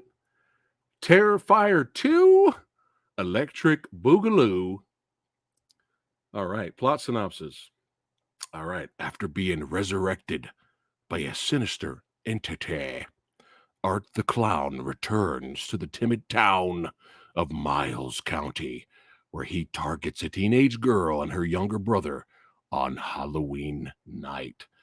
Directed by Damien Leone, starring everybody's favorite badass David Howard Thornton and Jenna Canal, a whole bunch of other badasses. We get a little cameo from Felicia Rose in here. But, I mean, David Howard Thornton kills it, completely murders, literally in the characters. He completely kills it as the character of Art. But the newcomer for us is Lauren Lavera, who plays the character of Serena. Sienna. Yo, she's the new shit. Okay? She's the new shit. I am on the bandwagon. I am on the Lauren bandwagon. Both of us are. And we'll get into that a little bit in a second here. So yeah, so we saw this. Halloween Ends came out last weekend, obviously, and Terrifier 2 came out the weekend before at selected theaters, and it did so well. Yeah, the fans positive feedback that they released it. Sexy Sumo hit us up. Shout out to Sexy Sumo for taking us to the theater. He treated us. Thank you, brother. We were losing hope that we were going to get to see it in the theater because the theaters in our area were only showing these at like 9:30 and 10 o'clock at night. Yeah. And that was it. There were no earlier screenings. There was no that was it. There was only twice a night showtimes, and that was not in my wheelhouse. And weekends are like, well, I mean, maybe it's tough. Yeah. Because of the schedules. And so, but luckily we got another one showtime this week at night that we were able to hit up. And this was a fuck it time. This was like now or never, like 10:25 p.m. You're like, fuck it. But yeah, we'll go ahead and jump into it. So it was a small theater, but it was a packed theater. It was a theater. Good news with bad news. Go ahead. Okay, so it was a theater that probably max could have held 50 to 55 people, and it probably held about 45. It's still good. I would have to guess. It was maybe, I think the very, very, very front row was not packed. It didn't have anybody in it. And there are about 3 seats in the back that didn't have anything. So I would guess there was maybe about 45 people in the theater. And so Sumo and his daughter were in front of us. Right. And shout out to Annabelle. You and I were right behind him. Sumo, yes, keep going. Everybody around us were making us feel like a bunch of psychopaths, essentially, because from start to finish. Hold on. Sumo, this badass. Thank you, brother. Sure. So basically, from start to finish. Yes, from start of the movie to the end. To finish. Yeah. We're having a ball, laughing. Oh yeah. Like having fun with the gore. Oh yeah. All that fun stuff. The dark humor, the batshit insanity. Like having just a blast with Art the Clown and his ridiculous faces that he just I mean he's ridiculous to look at. His face is just hysterical. David is the man. Yeah. Yes. Yeah. And the crowd is goddamn dead. Just dead. Now, Annabelle said that people next to her were kind of jumping a little bit, but aside from that, no reaction. Zero. Zilch. Absolutely nothing. And we're just sitting here like, is everybody, are you guys alive? You guys still with us? Like, hi? I mean, I was feeling psychotic laughing because I'm like, am I not supposed to be laughing at this? No. Like, fuck everybody else. I have 2 theories. 2 theories. One theory. We got the Halloween Ends crowd. The last show for Halloween Ends, they paid for tickets to go to Terrifier, and they were just sucked out. All their energy and life, their life force was sucked out after watching Halloween Ends, and then they came into Terrifier, sat down, and they were completely dead. My other theory is it's just not for them. You know, and this goes back to the question that was asked earlier. Is Art the Clown gonna be up there with Freddy, Jason, and Chucky and Myers? And does he deserve to be there? Sure. I think he does. We don't have any new badass, original, and fun slashers anymore. We don't. That kind of get this kind of attention is what I mean. We don't. But so it's nice to see, and that's why we root for Art and we root for the filmmakers that make Terrifier movies. But let's be honest, this, you know, there's a gore and violence tolerance level. All right. And the casual audience that will go to see Jason, Halloween Ends, Freddy, and all that. Now we're hardcore fans of all those guys. We got posters, Blu-rays, figs. We're hardcore fans for life, right? But the casual audience can go to a Chucky movie and not have to worry about seeing the gore that they're about to see. That they saw from Terrifier 2. I think for the horror hardcore fan out there, this movie's made for them. And I feel, and they're celebrating. This movie's a triumph. This movie's a fucking triumph. And I'm so happy for all the filmmakers. Everybody worked really hard to make this movie. But I feel that the casual audience that just, I want to go out and see a scary. We liked It. Well, we saw the It. But hold on, I am an It person. We saw the It. So there's another scary clown movie out. Let's go see that. They're not ready. and this is they don't put it this way. This is a good example. I saw a post for people defending Halloween Ends. And if you like Halloween Ends, that's perfectly fine as long as you enjoyed it, you know. But we have to be honest on our channel when we get to that film.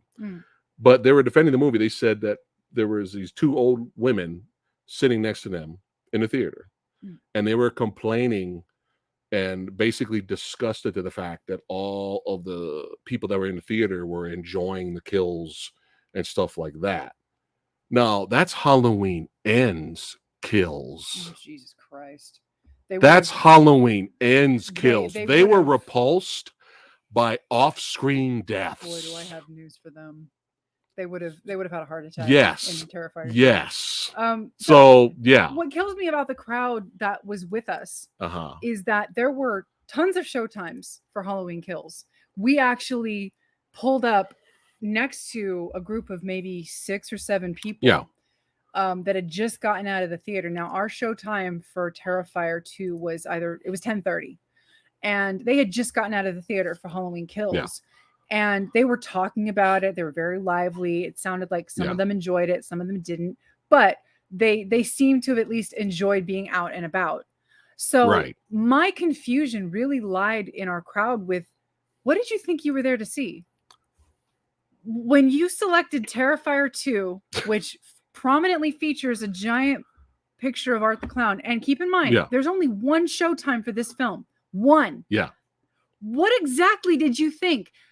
You couldn't have gone into this blind. Right. You deliberately chose this. Yeah. Now, if you've seen the first movie, that first movie is not tame. There's a flip over and in that movie. Okay, that movie is not tame. Now, to be fair, that was adorable. This movie kind of makes the first movie look like Child's Play. Right. Either the actual Child's Play movie or Child's Play the saying. Right. But what did you think you were choosing when you selected that movie? When you were saying, I wanted this ticket for this movie. Right. What did you think you were selecting? Yeah. Now, do you want us to tell the story about what happened, or do you want us to just get into the movie? It's up to you.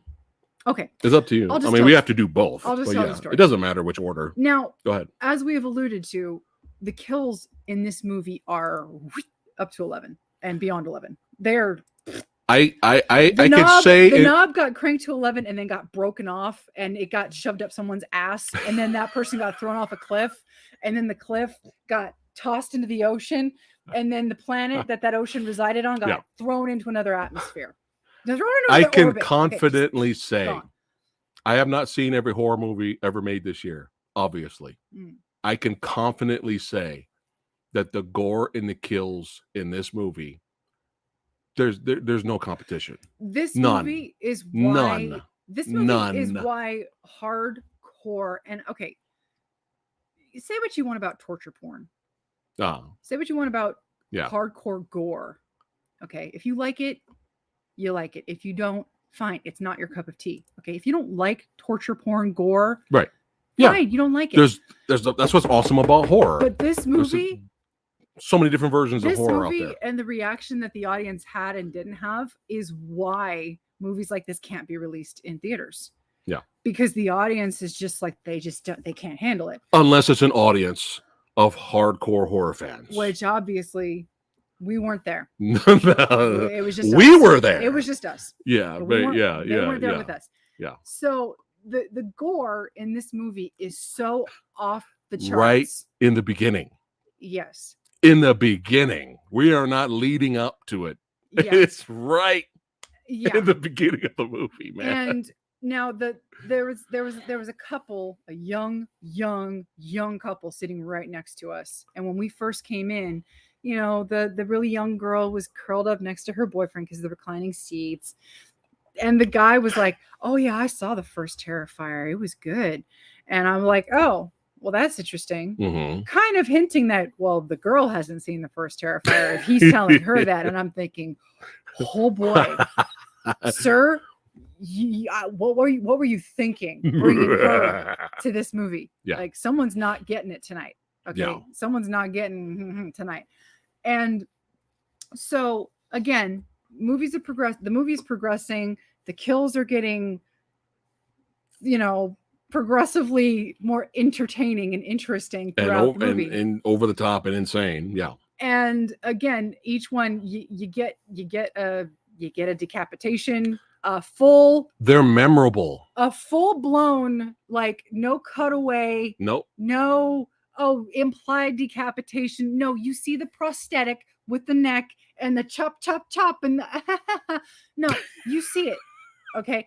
And as the movie's plugging along, hope you guys are enjoying this. Thumbs up the video, like the video. At one point, I don't know, was it a little more than halfway through the movie when the mom gets the shotgun blast? It was towards the end because it happened when. So it was more than halfway through. The character of Sienna. Yeah. The character of Sienna. Well, yeah, they're out and about. Hold on. Are we back, guys? It looks like we froze there for a second. Let me know before we keep talking. Can you see us? Let me know if you can see us. We're playing here, so. Okay. All right. So, you know, more than halfway through the movie, after a lot of shit's gone down. Yeah. The mom character gets shotgun blasted to the face. Okay. Thanks, guys. Okay. Shotgun blast. Shotgun blasted to the face. And all of a sudden, apparently, that was the tipping point. For some reason, there was so much more crazy gore before that. And they stayed through all of that. But as soon as the mom got shot in the face. But apparently, that was just too goddamn much. And the couple next to us went, peace out. They left, never came back. Yeah. And keep in mind, again, throughout everything that's happened in this film, the audience is just nothing. There's nothing. Yeah. Again, they're not horror. They're casuals. They're not horror hardcore fans. That's all it is. I was like, what is this? Yeah, when this premiered at other theaters of horror hardcore fans, they erupted, they cheered, they laughed. There was a reaction.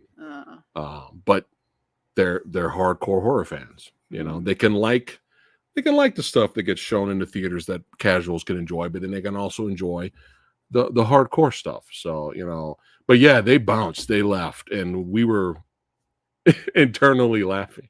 Yeah. Because we were just like, wow, really? Yeah. After all you've seen already, that was what made you leave. You missed the mashed potatoes. You missed the mashed potato scene. Yeah. You know what? I wanted to talk spoilers about the kills and everything, but I don't know. I think we should leave some. I don't know. Should we not talk? No, we don't have to. Yeah, let's leave some mystery so you guys are interested in checking it out. We will spoil the plot though, because you have some theories. I do. There. But let's lead up to it really quick. So Yeah. hold on a second. So I mean- right off the bat, David kills it. Hmm. Absolutely kills it Literally. as art. And go ahead and go into a little bit more of the plot, more than what the IMDb said. Surprisingly, so if you remember the end of the first movie, it ends with him in the coroner's office in the body bag, and it's implied that he just pops back up to life, and he goes after the coroner, right? Yeah. And then it fucks him up, man. So in this one, yeah, it picks up right with that, and he immediately begins dismembering the coroner, replaces his lost eye with the coroner's eye. He's just fucking with him. He's got like the hole in his head from when he blew his brains out in the first movie. Yeah. And he's like fucking with that. Good night, Eric. Have a good one. Yeah. But yeah, he fucks up. He fucks him up and then leaves. Yeah. So keep in mind at this point in the lore, something sinister resurrects Art. We don't know what yet. We don't know yet. This, in terms of plot synopsis, especially by the end of the movie, Art gets resurrected again in the most batshit hilarious and crazy way, which may turn off some people. Yeah. But we are dealing with a movie that's not just a slasher. We're dealing with a series that's not just a slasher. This series, Terrifier and Terrifier 2, we are dealing with a fantasy horror slasher. Yeah. That's what we have here. Fantasy, okay? Supernatural horror slasher. That's what this is. If you guys are okay with that, and can watch the movie with that going and knowing that, then the crazy, insane, over-the-top batshit moments that happen later in the movie, you'll most likely be fine with it. Yeah, so this movie did not opt to just make the first Terrifier movie all over again. Right. This movie didn't do that, where it's just, he just goes out and starts killing people again, and you don't know anything. He's just some crazy guy that just, goes out and picks some random people. Just another slasher flick. Yeah. It doesn't do that. Right. But you need to be prepared. Like I said, not only do the kills go off, not only do the kills go off the rails, but the movie itself goes off the actual rails, and it just, you think you're going, and then it just goes, nope, and just gone. Yeah. Just gone into outer space. Just, I wouldn't be surprised if Art ends up in outer space at some point in the next movie. Yeah. Just absolutely off the rails.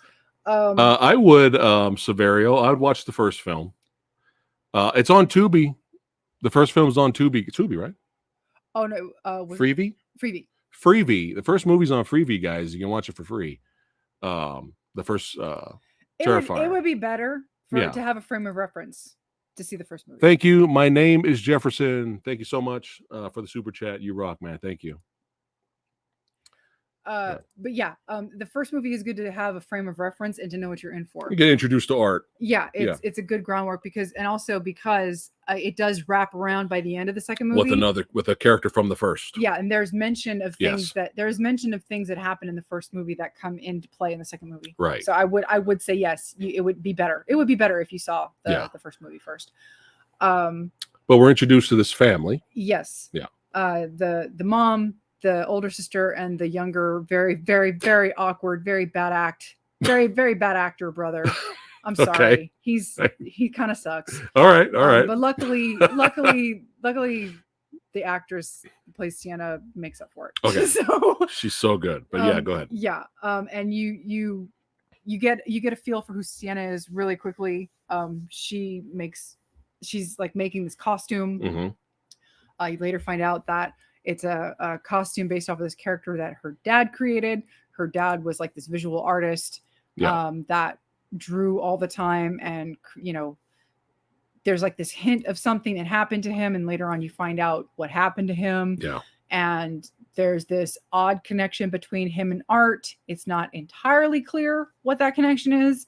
It's like up to this point, the only thing you know is that the father saw visions. He was able to see things. Right. He doodled things in his notebook. And one of those things, And some of those things he doodled in his notebooks were kills from the first film. and one of those things was and art. Yes. He doodled, as well as the avenging warrior character Right. that he was trying to create for his daughter. Right. Yeah. And you also find out that the dad and then the dad died. ended up with a brain tumor, Right, and right. the visions got worse. Right. He got worse. He became abusive to the family, and especially Sienna. And then he lost his mind, ended up putting himself into a car accident, and he burned in a fire, and Right. yada yada yada. Just Right.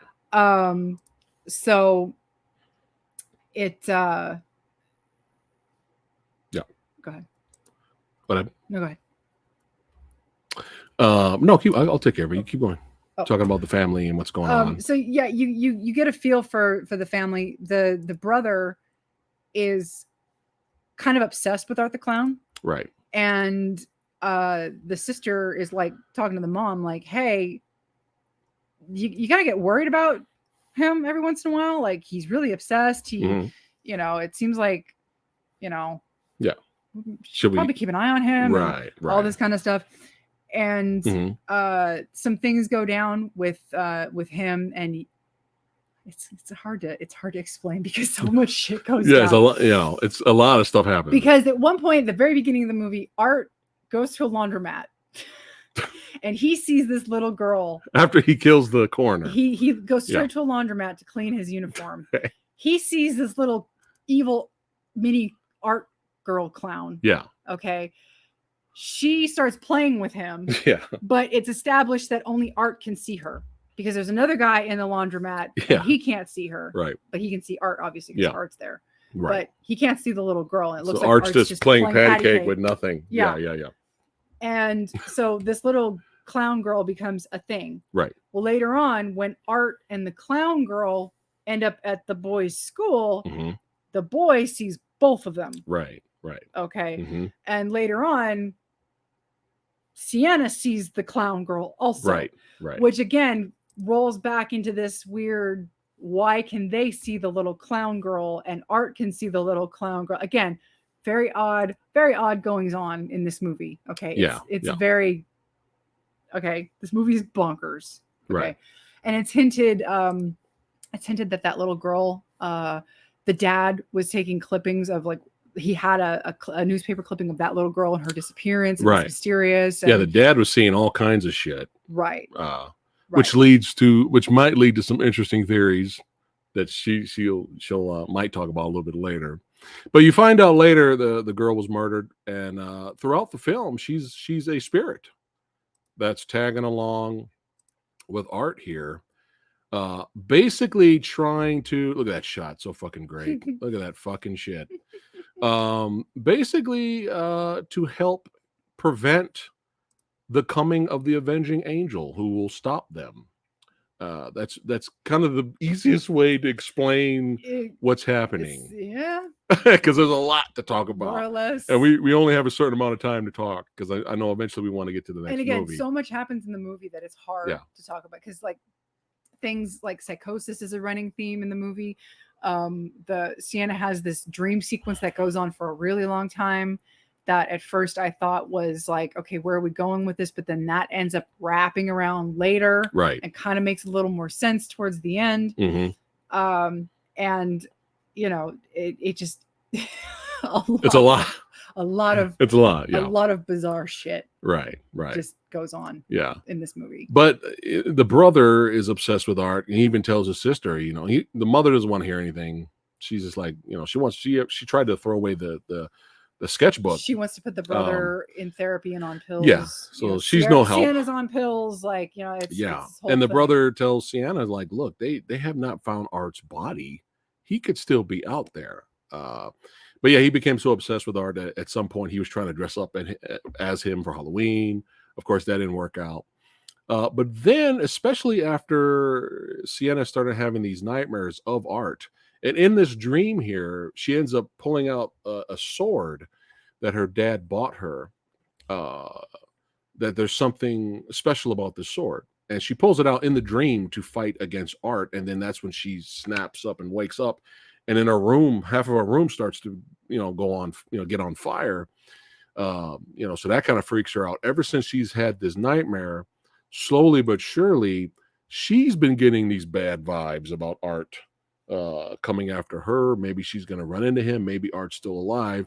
And then we have this hilarious scene. This is one of my favorite scenes in the movie. And no reaction. Dude, Like, Sexy Sumo, Lady Phatblood were busting up. We were laughing our asses off. But yeah, Sienna, she's trying to make this costume, or her costume gets caught on fire. Excuse me. She had these angel wings that she had made Part part of the costume. That gets right. They got completely burned, and so she has to go to a Halloween shop at the last minute and find a new pair of Right. And while she's there getting a new pair of wings, Art just walks in and starts fucking with her. Oh my god, it's fucking hilarious. And then we get such a good kill after that. Not Sienna, but the owner of the store. But it's so good. It's so good. But she thinks that it's just some guy dressed up as Art, because there's that legend in the town. You know what I mean? There may be other people dressing up as Art for Art. She doesn't think this is the real Art the clown fucking with her. But to make a long story short, she decides, so you know what? I didn't want to go to the party alone, but fuck it. Oh no, that's the other movie. I'm sorry. She goes to the party with her friends. Well, one of her friends kind of gets fucked up a little bit. Well, because it was supposed to be, she was going to a party with two of her friends, but one of the friends. Oh my god! In one of the most brutal kill, which dude, I wouldn't be surprised, because I've been hearing that people have been throwing up and walking out of the theater. This was probably the one, dude. And this was the applause worthy, like the director, dude, because he also did the special effects. Dude. Bravo, dude, bravo! Like, sir, the animatronics, the makeup effects on this kill, holy on the friend, shit, unbelievable. Like, especially by the end, the animatronics that they had to use. Dude, it was so good. Friend, me and her were like, holy shit, that's fucking dope. Just amazing. Yeah. We were like, by the time she gets it bad. By the time this character Art gets was it bad. done with this character, we were just like, oh, die already. Please die already. Like, oh my God.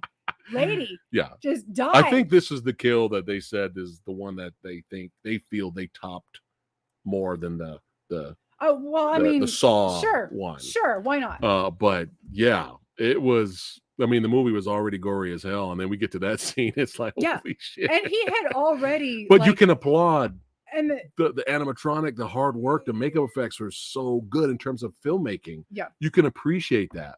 Yeah.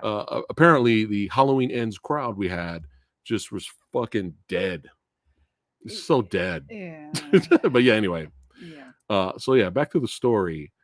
So she goes to the party with the remaining friend, and the remaining friend's boyfriend is there, and she ends up slipping like half a Molly in her drink, which was kind of funny. And so Sienna's just like tripping and like just blah blah blah. You know, that was a funny scene. She's mollying out. He slipped Molly in my drink, you bitch. But she's still smiling. Yeah, that was funny. And she ends up after their little tiff, their little, I hate you, I'm so mad at you, tiff. Yeah. She ends up getting a call from the brother. Keep in mind, the mom has been murdered. Shotgun blast. Yeah. And for some reason, Art has not killed the brother, because again, there's this brewing showdown. Mm-hmm. Well, he goes after him. Well, yeah, but he doesn't kill him. He injects him with that thing to put him to sleep. Because he's trying to lure. He's trying to, for some reason. Right. He's trying to lure Sienna. Yeah. Yeah. And there's this thing of brewing between them. Mm-hmm. And thing of brewing. Yeah. He ends up luring her to this kind of like carnival area. Right. Great setting. Right. Haunted house. Oh, so good. The mazes and shit. Like it was a great setting. Oh, it's fucking great. Great location. Right. But yeah, it doesn't go well for her girlfriend. She gets it bad. Brutal, man. Just fucked up in the chest, everything. And then the boyfriend got his dick cut off. So it's stabbed several times in the dick, then cut off. Yes. But yeah, it finally leads up to the showdown. And I love how when she finds her friend, she's still looking for her brother. When she finds her friend, she looks up and sees this motherfucker. And this is so great because when you're already invested in the movie, you're like, holy shit, here we go. It's about to go down. And this is where I really loved what Lauren did here. It wasn't just her acting performance, which is fucking amazing. Her acting performance, she looked like she was scared out of her goddamn mind. Like she was legitimately scared. And then later, she flips the switch and becomes fucking brutality rage. So this is why we were so impressed with her, because it wasn't just the acting, it was the physical performance that she gave. And man, you guys, this was a fight. This was a fight. Art was not holding back. Art was whipping her. He was whipping her brother. The brother got. I think the brother should have died, but I know that probably would have been too much after the mom getting shotgun blasted to the dome. Let me tell you something. Art went full badass, and finally, when he started going after the brother, she switched. She switched and started to fight back, and it was fucking glorious.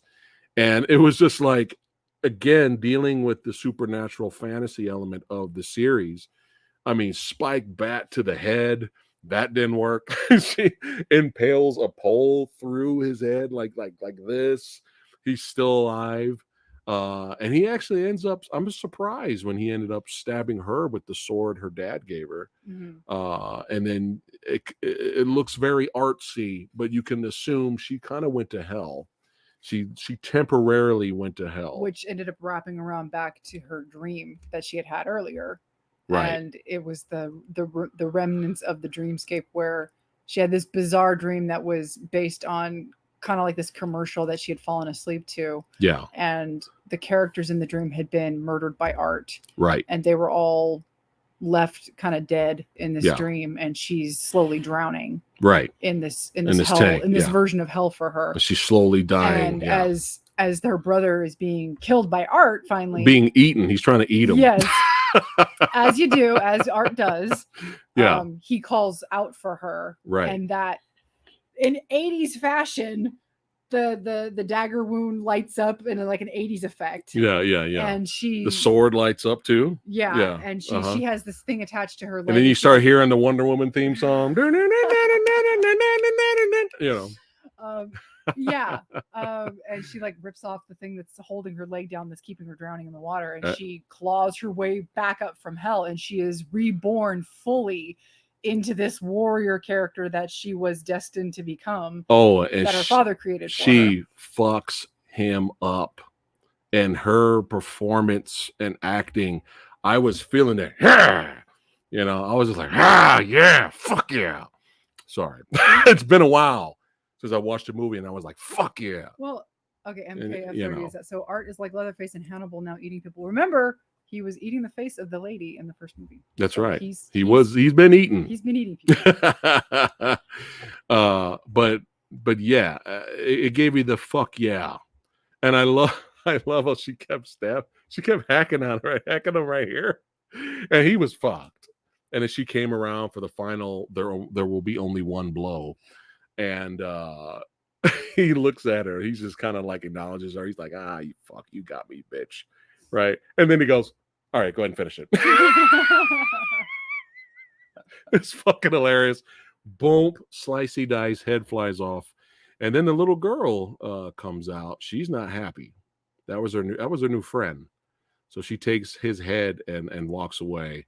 And then, the Sienna and her brother, for now, live happily ever after. And then we go to the asylum where we meet up with this character from the first movie again. Right. Go ahead and tell. And so if you remember in the first movie, she was the victim that survived. Right. But at some point she did snap, and she did attack the interviewer. Yeah. Well, yeah. And in the second movie, they keep talking about how the interviewer is in critical condition and how she really got fucked up. Well, in this movie, you revisit this character in the loony bin. Yeah. And the nurse that's attending to her is saying how, yeah, she's really quiet and unobtrusive, like consider all things considered, and all the things that we've heard about her. But you go to her cell and all this blood's coming out from between her legs, and she's like writing something on the wall. And are we just gonna say what happened? Well, yeah. Okay. I mean, like, so art again, by means we don't know yet, just eval entity gets resurrected again. So you pan down to her stomach, because she writes art plus her name. I forgot her name already. Oh my but God. art plus her name on the wall. Oh my and God. You see her stomach is fully bloated. And you're like, well, wait, that doesn't make any sense, because art clearly didn't do anything to her except for eat her face off. Yeah. And then the nurse is like scrambling to get into the room with her. Yeah. And you see all this just viscera and giblets come out of her. Giblets. And it's Art has now been reborn through her as an Art the Clown baby head. Because now I'm surprised nobody walked up and left during that scene. I'm surprised that wasn't the scene. I mean, at that point. See, this is a movie where, I mean, this is a franchise where, again, the first movie, it ended with him shooting himself in the head. But by means we don't know yet, he was resurrected. He came back to life. Right?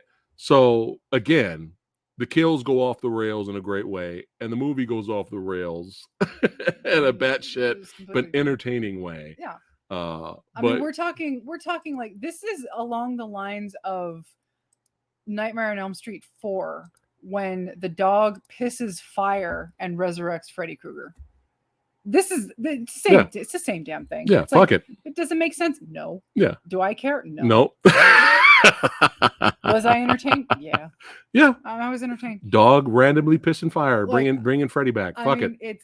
And the movie, like, again, the first thing you see from when Art sees the little girl is she's sitting on a chair looking at him all creepily and smiling, and all this black bile diarrhea just comes out from between her legs. Just takes a dump. She had to go. Yeah. When you got to go, you got to go. That's the first thing you see from that little girl. It's like, okay. And that wasn't what made the couple get up and leave. No. But yeah, so the movie is just, it's batshit in a way that it's like, see, this is when you're going to change up your formula that you've established. Right. And you're going to take bits of homages. Like, again, I love the soundtrack. Oh, music's great. Oh my God. Like I said in the past, I'm kind of over the 80s retro scores, because it's just been done to death, and I'm just like, if it's good, it's good. Yeah. But if it's there just for the sake of it being there, I'm over it. Right. But the way they did this, even though it wasn't set in the 80s, the way they did this, I loved it. It's great. Really good. I really enjoyed it. Yeah.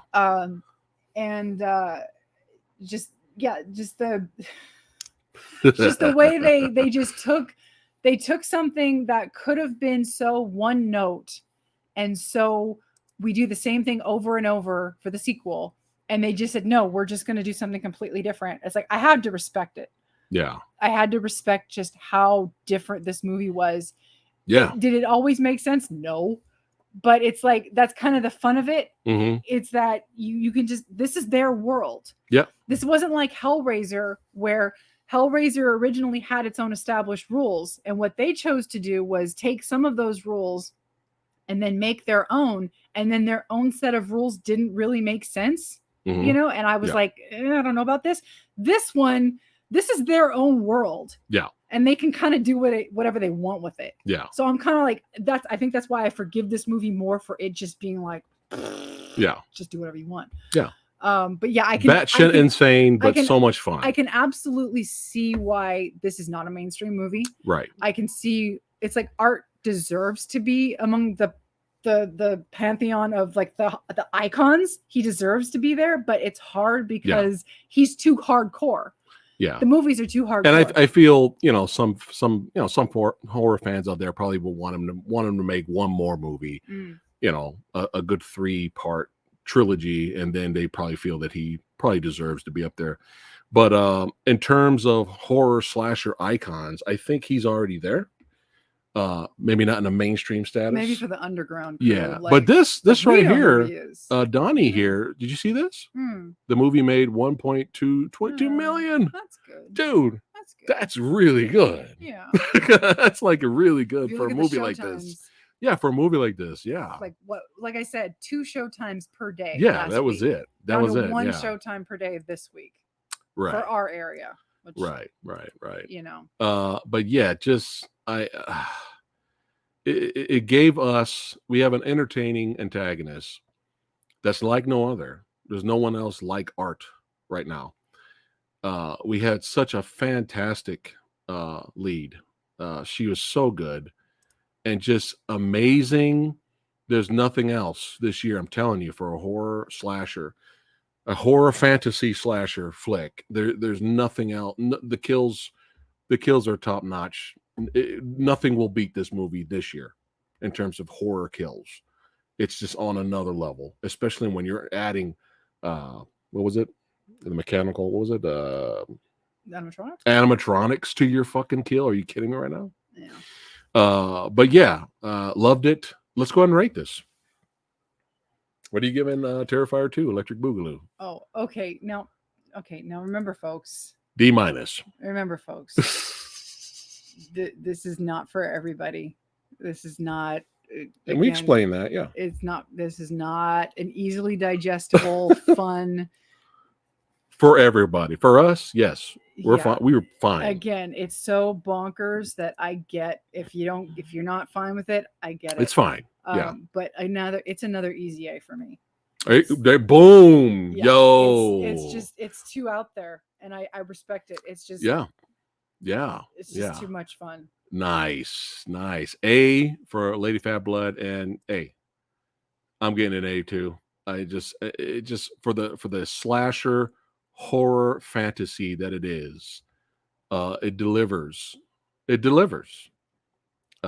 Just absolutely loved it. The practical effects and the kills are outstanding and rival big budget gigantic AAA horror films that are out right now, which we're going to get to right now.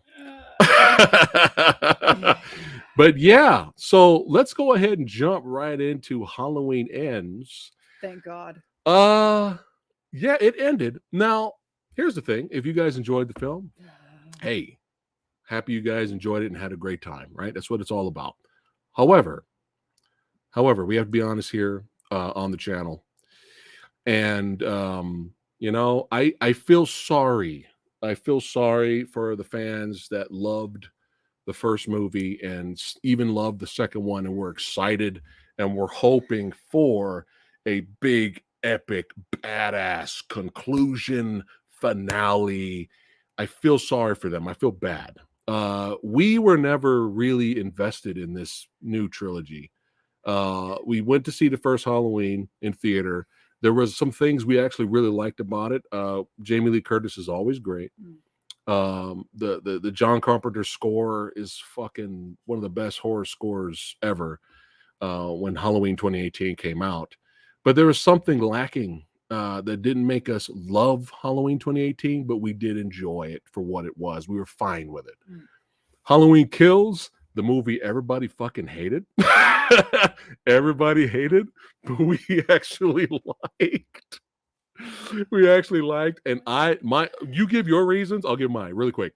I liked Halloween Kills because I loved seeing Michael Myers as a fucking beast and just. Oh, it was that ending. It was that ending. In Halloween Kills. Yeah. That's what you like. Oh my god. Oh my god. Oh, when Laurie's annoying older daughter died. Yes, I cheered for that. Her dying, and then Evil dies tonight. When you think the town is like, oh, we got him, and then he just popped back up and fucked up everybody. Nope. I loved it. It's like, and that's how the movie ended. I'm like, thank you. Was it dumb? Yeah. It was big dumb fun. Yeah. That's how we looked at Halloween Kills. But a lot of people didn't like that. Oh, they hated Halloween Kills. A lot of people didn't like that, and I'm like, well, I didn't really like 2018. If I'm to be totally honest with you, it's like, okay, full disclosure. You like parts of it. Full disclosure. Yeah. Full disclosure. Yeah. Michael Myers and Halloween in general, okay, not my go-to franchise. Okay. It's just not. I have mad respect for the first movie. I understand why it's iconic, Right. but it's not my favorite horror film. Right. It's And not, you saw it late. yeah, I didn't see it until I was full blown adult. So I had already been exposed to all the others. Again, Hellraiser, that's my go-to. I saw Nightmare on Elm Street way before I ever saw, Michael Myers and all that. Right. And so, yes, I saw them out of order because of course I did. Because that's what I do. But yeah, we're talking about this trilogy right now. But what I'm saying is that I didn't have the investment that everybody had going into 2018. I got you. But I find the Halloween franchise fascinating because it's become a choose your own adventure franchise. Right. There are so many directions you can go, should you choose to, and the thing about the franchise is that if you want to go in this direction, you want to go part 1 and then into 2018, some people, a lot of people love 2018 so much. They think it's they call it a masterpiece. Yes. That's fine. And to each his own. And I'm just sitting here going, okay, well, I can't change your mind on that. Yeah. You can't change my mind on that. And the way I felt about it was like, once again, we're stuck in a movie where you've stripped anything that made it interesting to me. I always liked the fact that Laurie and Michael were siblings, as far-fetched as it was. Okay. I liked that aspect. I thought it made an interesting little layer, but you ditched that. I'm like, okay, fair point. You didn't want to do that. Okay, fair enough. So what did you do? You ditched H2O, which a lot of people liked that movie. I didn't love it, but I thought it was fine. It's fine. Right. I liked it. Yeah. Yeah. A lot of people it needed more kills in it, but but I might get a lot of flack for this.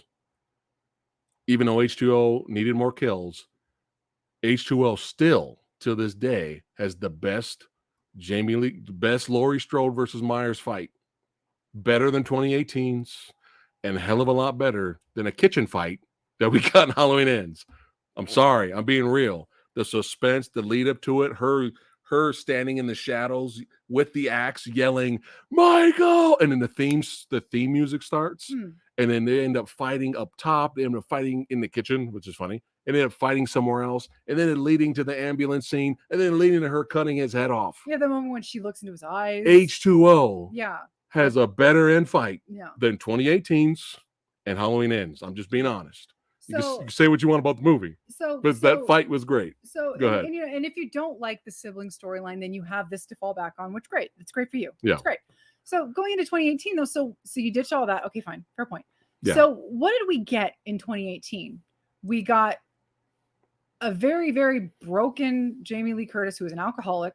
Right. Laurie Strode is an alcoholic. She turned into Sarah Connor. Right. She had a terrible daughter, terrible granddaughter that I hated, absolutely just detested. Yes. Who they tried to turn around at the very end of the film and make them these strong, because women get it done moment. And at that point, I was like, I don't care. Fail. But it worked for some people. Yeah, it's fine. And of course, as is tradition, everybody in Haddonfield are assholes. Yes. Just the worst group of people you could possibly imagine. It's like, what is the Rob Zombie universe where everybody is terrible? And so you had this whole movie with terrible people, except for Jamie Lee Curtis, except for Laurie. Yeah. Who was still at least the most interesting part because she was going through her shit, because it's Jamie Lee Curtis and she's, the best. She's the best. She's always great. Yeah. And, now I know that movie had a lot of reshoot issues. I know they had to reshoot the whole ending of that movie and yada, yada, yada. But again, terrible characters, terrible people. And we're supposed to sit through this whole mess of awful people and just wait until Laurie and Michael had their thing at the end. And they tried to do the thing where it kind of paralleled the end of the first movie and blah, blah, blah. But then you had that superfluous psychiatrist character who was, oh, you're the new Loomis. And he was the one that let Michael out because he wanted to see what it was like to be Michael Myers. And that was just like, oh my God, what are we doing? I was laughing when he got killed. That was hilarious. Well, yeah, but it's just like, I know. What are we doing? What are we doing? What are we doing? So that movie came out and everybody loved it. And I'm like, okay, well, I'm just in the minority. Yeah. Fine. Fair point. I liked it. I didn't love it. Yeah. And I was just like, well, it happened. Yeah. It happened. I mean, I can't do anything about it. It exists. So So the sequel came out and I didn't care. Right. So the sequel comes out and it's so dumb that I love it. But it was But it's not like it's my favorite movie. No. It's not like I've ever watched it again since the first time I saw it. It's not that kind of love. But in the moment I was watching it, is like, oh, I'll take this over the first one anytime. Not the original, over 2018. Right. I'll take Halloween Kills over the 2018 movie any day because it's so stupid. Yeah. That's what I mean. But there were some cool kills. Yeah. And Myers was a fucking beast, yeah. which is what he should be represented as. Yeah. But what did this franchise do? That what did they set out to do in this one? They stripped the sibling, they stripped the supernatural, because what happened? Go back to the original. Put your minds back into the original timeline. Okay. They were siblings. Right. And then Laurie was killed off screen. Mm-hmm. She had this daughter, Jamie. Right. And then Jamie was poised to become the new Michael Myers, but nobody liked that in 4, so they scrapped it. And now suddenly she has a psychic connection with Michael in 5. Well, we didn't really know what we were doing with that. And so last minute swerve. Oh, now we got a Cult of Thorn in part 6. And somehow Michael impregnated his own niece with his child. And ew, what are we doing? Oh, just course correct. Go to H2O. Like, okay, the movie went off the rails, but there was suddenly Michael became. But no, let's fuck H2O up. Yeah, but what I'm saying, let's fuck it up and let's do Halloween Resurrection. But what I'm saying and is, fuck up H2O. What I'm saying is, like, Michael became like this superhuman, like, paranormal entity. Right. Okay. Right. Well, what did Halloween 2018 set out to do? He wasn't the sibling anymore. So he was just this crazy old man once he was released, who came back to wreak terror on Haddonfield again. Right. He didn't even come after Laurie per se. No. Laurie was just like, no. He's just coming back because that's what he does. Right. It wasn't to come back for Laurie because it was because she's his sibling or anything like that. No, he's just coming back because that's what he does. He's the shape. He's the monster. He's the shape. He's what Loomis always said he was. That's right. He's just evil. Okay. Evil. Fine. So you've gone back to those roots. Evil has gone from here. He's not supernatural. Yeah. He's not motivated by the sibling factor anymore.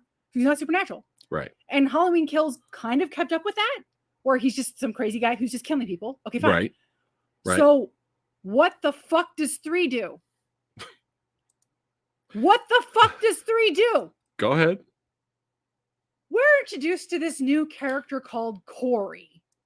Corey, correct? Yes. Corey, who I was convinced for a good chunk of this film that we were going Friday the 13th part 5 Tommy Jarvis, right, where they used the Michael Myers thing for a minute. The Jason thing, yeah. For a minute, I thought, oh my God, do we have the balls to pull this bullshit where Michael Myers isn't even in this movie? Right. And I almost was convinced that Michael Myers wasn't even going to show up in this movie for a minute. I shot him 6 times. Yeah. Yeah. But we were introduced to this character, and at some point during the events of Halloween Kills, where the town's going crazy because Michael's running amok and blah, blah, blah. He's babysitting this kid. He's not even a babysitter. He's the lawnmower for this rich couple or whatever. Right. And they're like, oh, we need a babysitter, blah, blah, blah, which is like great parenting, A+. And they call him over and they're like, well, we need a last minute babysitter. Could you babysit him? Yeah. And the kid turns out to be this horrific little brat. Oh, I was happy when he died. Hold on a second. Oh. Thank you, Nate Dogg, for the super chat. He says, hey, Fat Samurai Guy and Lady Phatblood, 2 badass reviewers. Hey, man, we appreciate you support, man. Thanks again. Thank you. And go ahead. Back to the asshole kid. So the kid turns out to be like this holy, just absolute monster of a brat, just asshole. And he locks Corey up at the very top of this house. Right. Like that's like, I don't know, 4 or 5 fucking stories. Yeah. Giant staircase, giant spiral staircase. Right. And Corey starts to freak out. And just as the parents are coming home, he kicks open the door, which the kid is standing right behind because the kid's trying to scare Corey. Right. Kicks open the door, kicks the kid over the banister. The door hits the kid. Yeah. Right. And the kid just falls right over the banister and splat right on the floor. And I start laughing. It was fucking hilarious. Because you deserved it. It was fucking funny. And I don't care. I don't give a shit. He's a bratty kid. I Yeah. don't care. And the parents, of course, are like, "What did you do?" Yeah. And because It's fucking hilarious. because they never found Michael Myers after all the events of Halloween Kills. Well, he's hanging out with the turtles. Well, but because they never found He's hanging out him, with Splinter. they turned Corey into the new pariah of Haddonfield, because Yes. Haddonfield are a town of assholes, and the town of Haddonfield needs to be burned to the fucking ground. Yes. They turned him into the pariah. Yeah. And so he goes into the psych ward or whatever. He gets released after, because it was just, it was accidental, but he doesn't whatever. But he stays in Haddonfield because he's married to his parents. Oh, his parents. His fucking mom was fucking, Yeah. oh God. Yeah. I'm glad she died. Right. Would have been nice to see the death. It would have been nice to see the death. Right. But so yeah. This guy Corey essentially hijacks the movie. It's the Corey show. Hey, all you Halloween 2018 fans and Halloween Kills fans. Hey, did you know that this whole entire time that you were anticipating Halloween ends and you wanted to see how this brand new trilogy ends, you're just watching fucking Corey. Yeah. Now, to go back before you continue, to go back to Friday the 13th Part 5, and I highly recommend, whether you love the movie or whether you hate the movie, I highly recommend you watch my review on Halloween 5. It's called Is It Really That Bad? All right. Friday the 13th Part 5. Okay. It's hilarious. You got to watch it. Even if you love it or hate the movie, you got to watch it. In my defense for Halloween 5, which is kind of funny because I shouldn't be defending Halloween 5. No. But here's my defense for the film. At least Tommy Jarvis. Yeah. At least, okay, yeah, they made him the killer at the end, right? And it was a bait and switch, right? But at least Tommy Jarvis was a legacy character. We were introduced to him. We had a whole movie with that character before this whole movie with this character. You can't, even if you love this movie, I see it really hard to defend bringing in a brand new character that nobody is invested in. Nobody cares or is invested with this character. You cannot bring in a brand new character and make him the antagonist of the film. You can't do that, man. Yeah. You can't. And even it's already stretching if you made a legacy character. Like what if they changed it? It wasn't Corey, it was the granddaughter, the youngest, the great grand, right? Great grand. No, I'm sorry, the granddaughter. Yeah. What if they made the granddaughter the new killer? Even that's pushing it, but at least it makes a little bit more sense because the audience knows who this is. You can't do this. You can't bring in a brand new character in your finale. Nobody knows who the fuck this is. And then he hijacks the movie. And he hijacks the film. Yeah. And I'm going to rant a little bit later about what they did to you massacred my boy Myers. Do you want me to rant into that now, or you continue? We'll lead up to that. Go ahead. So I'm ready. As I said, he becomes the pariah of the town, and he's getting bullied by this stock group of irritating, awful assholes. Yeah, fuck getting bullied by gang members. Gang bangers, fucking band, or jocks, The band of what? I don't know. The band. Are they high school? Are they college? I don't fucking know. This guy's like what, 21, 20 years old, and he's getting bullied by the fucking band members. So bad. What the fuck is that? Anyway, so he's getting bullied by them, and that's when he meets up with Jamie Lee with Lori. Yeah. Lori seems to think it's a good idea to introduce him to the granddaughter. I mean, to the granddaughter. The granddaughter instantly falls for this guy.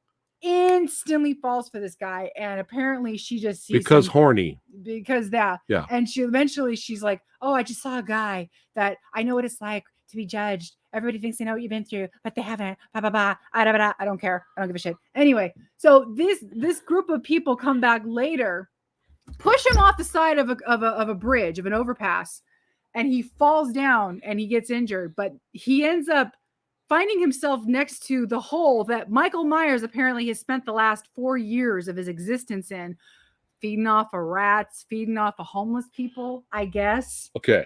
This is where I start to ask questions. Go ahead. Go ahead. Even though Michael Myers was able to drag him into the hole, they are now separated from each other. So instead of him immediately killing Corey or doing whatever he wants to do, he is now separated from him, and he's trying to like strangle him or whatever. But then, and this is what I'm talking about, you wasted our fucking time by trying to reground the Halloween franchise in reality, because now in 2018, because now Michael Myers looks into Corey's eyes and Corey looks into Michael Myers' eyes, and suddenly Michael Myers sees all of Corey's deeds and sees him as a kindred spirit, and he lets him go.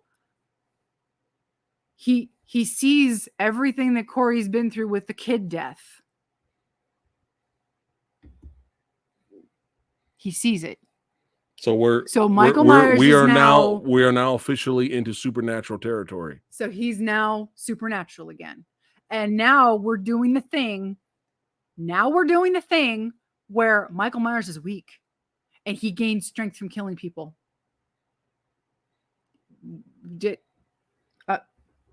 What? I'm sorry. What? Now it's time for me to rant. So, but before you rant, so now he goes back up into the world and decides he wants to start killing people. He wants to start taking revenge on those that have wronged him. So now he starts his killing spree, but first he needs to take revenge on Allison, the granddaughter's ex-boyfriend, because he embarrassed him. He embarrassed him in an altercation, and somehow the ex-boyfriend goes down below. In a scene that was missing from the movie. There was no reason for the asshole cop that was trying to get to the girl to go randomly looking down there. Yeah. Why was he down there with a flashlight? And why was Corey waiting for him? Yeah. And so he goes, he pleads with Michael, show me how to do it.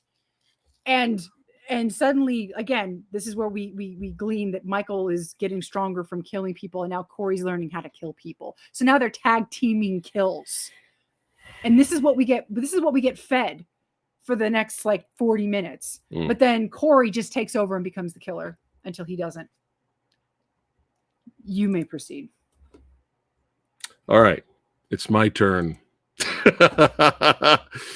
Why would Myers drag him into the sewer just to wait behind a wall till Corey gets up and walks by, and then he bursts through the wall to choke him? Why did that happen? Again, I'm like, what the fuck is happening? Like when he, I was laughing a little bit when he went back out of the sewer, and he had the old man going, I know you know Michael Myers is in there. He's grabbed more people before, but he's grabbed you. Why did he let you go?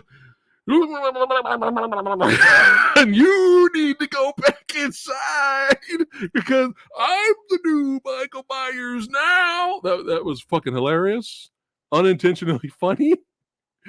And he ends up having a scuffle with the old man. He kills him. He buries him. It's almost like, when I felt watching this movie, it was almost like Myers doing the Undertaker choke on Corey. He was like, I am now giving you your balls. Right after that, Corey's confident. Corey's someone not to be fucked with. All of a sudden, Corey has his balls. And then later in the movie,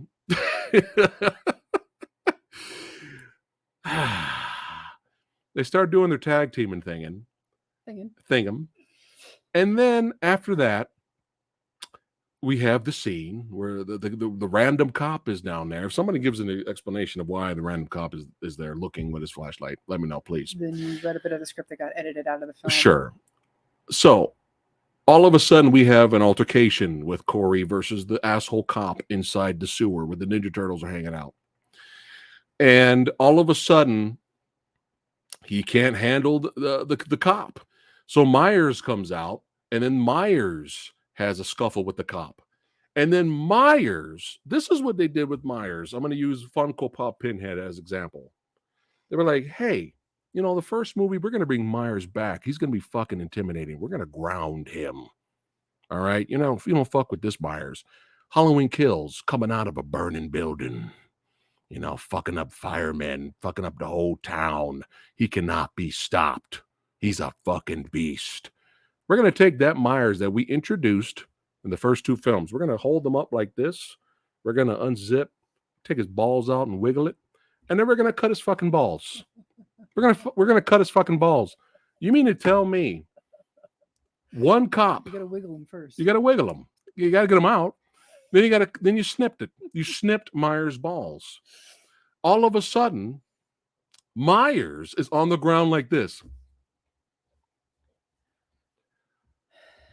I hope you guys are enjoying this. Okay. Myers, one of the most badass slasher dudes, is on the ground like this. I'm sure all the fans of this new trilogy was waiting to see something like this on screen. Pay their hard-earned money to see. Right? And then all of a sudden, it's since Myers gave Corey the Undertaker choke balls, right? And now Corey has his balls. He's got his confidence. He's badass now. It's time for Corey's turn to give Myers his balls, because that's what everybody came to see and pay their hard-earned money, is to see this motherfucker screaming and yelling at Myers, telling him to get up, move it, soldier. On your feet, soldier. It's time for you to get your slashing balls back. You need your killer mojo. You need your killer mojo, man. And then Myers gets up and Myers has his balls.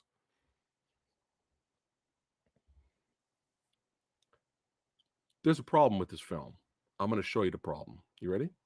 Watch this. There's your problem. 4 screenwriters for one movie. Yeah. 4 screenwriters for one movie. Yeah. This is the problem. That was the first thing I saw. This is the problem. And I was like, uh-oh. This is the problem. Yeah. And we go from rest in peace, Corey. Here's your fucking balls. Go bang the chick. To Corey yelling at Myers to get up. And then they do some tag teaming. And they try to recreate the scene from the original movie. And she was just like, fuck you. She was like, fuck you. He impales her to the wall, and then he stands there and looks like that. No. Like, no. Stop. No. You don't go from to, oh, I'm back being a badass now. Like, oh. It's like you haven't earned that shit. Thank you. Like, no. Corey. Thank you, Corey, for giving me my balls. Yeah. I appreciate it. Yeah. I appreciate it. Yeah. Yeah. And then it gets worse. Yeah. And then it gets worse. Not only did they take Myers' balls and they do the snippity snip. Not only did they do that. Oh, at some point, Corey's like, you know what? You're just a fucking man in a mask. You old piece of shit. You're just a fucking man in a mask. So Corey manhandles your boy. I hope you guys are entertained by this. Corey manhandles Michael Myers, who took out a fucking town. He manhandles him like a bitch, drops him down, and takes his mask. Basically, Myers is laying there and moving his old head like this, like, what happened? Fuck this movie. Seriously. Yeah. And for the rest of the movie, we have Discount Myers going around killing people with off-screen deaths. And we timed it. There was not one memorable kill. Well, actually, there was only one memorable kill in this whole movie. One good kill. And that's when Discount Myers goes to the DJ's office and fucks his face up, and you see his tongue hanging out and all that. That was great. All the other kills suck. You know why? Because they're off-screen deaths. They're off-screen deaths, or they'll show the kill for 1 second, maybe a half a second, and they'll cut away. There's a scene where he stomps on one of the girls' heads. They show that stomp on the head. You remember the stomp on the head from 2018? They showed the whole thing. They showed the whole thing. Watch this movie. Well, actually, don't watch this movie. But they as soon as he stomps on her head, right when just it's a second, half a second, they cut away. When Myers breaks Corey's neck, they turn down the crack sound. We don't get too violent now in our R-rated fucking slasher movie. Motherfuckers, did you guys forget you just made Halloween Kills? Did you forget the last movie you just made? No. Corey, no. Everyone's favorite brand new character in the franchise. Myers breaks his neck. Shh, turn the crack sound down. Seriously. For a franchise we're not even invested in, I'm still at the point where I'm like, fuck this movie. And that's you wasted fans of this trilogy's time. And that's the kill that Michael Myers takes revenge on the kid that just manhandled him. He breaks his neck. That's it. Yeah, nice death for Corey, for the guy fucking Corey that hijacked the movie that we don't give a shit that about. made you look like a bitch and took your mask. And I get what they were trying to do. There is this running theme throughout the movie that evil just takes a new shape, and they made him the new pariah because Michael disappeared, and people see what they want to see. Right. And he was, Allison was having her own issues because she was stuck in this job with this awful boss that was promising her a promotion, but he was fucking the other office assistant, and she was going to get the promotion instead. So Allison was stuck in this dead-end job with this creepy ex-boyfriend cop that was constantly going after her. But I get it. I get what you were trying to do. But for her to instantly see Corey, get her panties wet over him, and that to be enough to be like, yeah, let's just torch this place and leave. After all the shit she's been through with her grandmother, mm-hmm. And then she just like says, fuck you, grandma, I'm out of here. I don't believe a word you say. Yeah. Like the character motivations were atrocious for this movie. And I already hated Allison to begin with. Like I couldn't give two fucks about Allison as a character. Like I didn't like her from I never liked Allison. I never liked her. I was hoping she would get killed in the last movie as well. And I was like, I was hoping her character was in a better place now because she's lost her mom. She's been through all this shit. She's living with her grandma now. Like maybe her and her grandma have been like, hey, we've had to bond together. We've had to like go through this shit. We're like, we're stronger people now for it. But no, she's still a terrible. Just fucking leave Haddonfield. Yeah. Which they were kind of. Yeah. But then, no, she gets involved with this idiot Corey. Yeah. Because, I can fix him. Well, I can fix you fallacy is what it boiled down to. This was my reaction. At the beginning of the movie, Laurie Strode's like, hey, I've given up being Sarah Connor. I will now be grandma. And we're gonna fix up the house and all this and all this. She's writing a book. She's writing a book. I literally was like, what the fuck are you still doing in Haddonfield? Yeah. My first reaction was like, fuck Haddonfield and everybody that lives there. Yeah. You even get a scene with Corey asking, what's her name? Allison, why are you still here? She goes, for the memories. I'm here for the memories. For the fucking 7-foot slasher guy that killed your mom? Dude, again.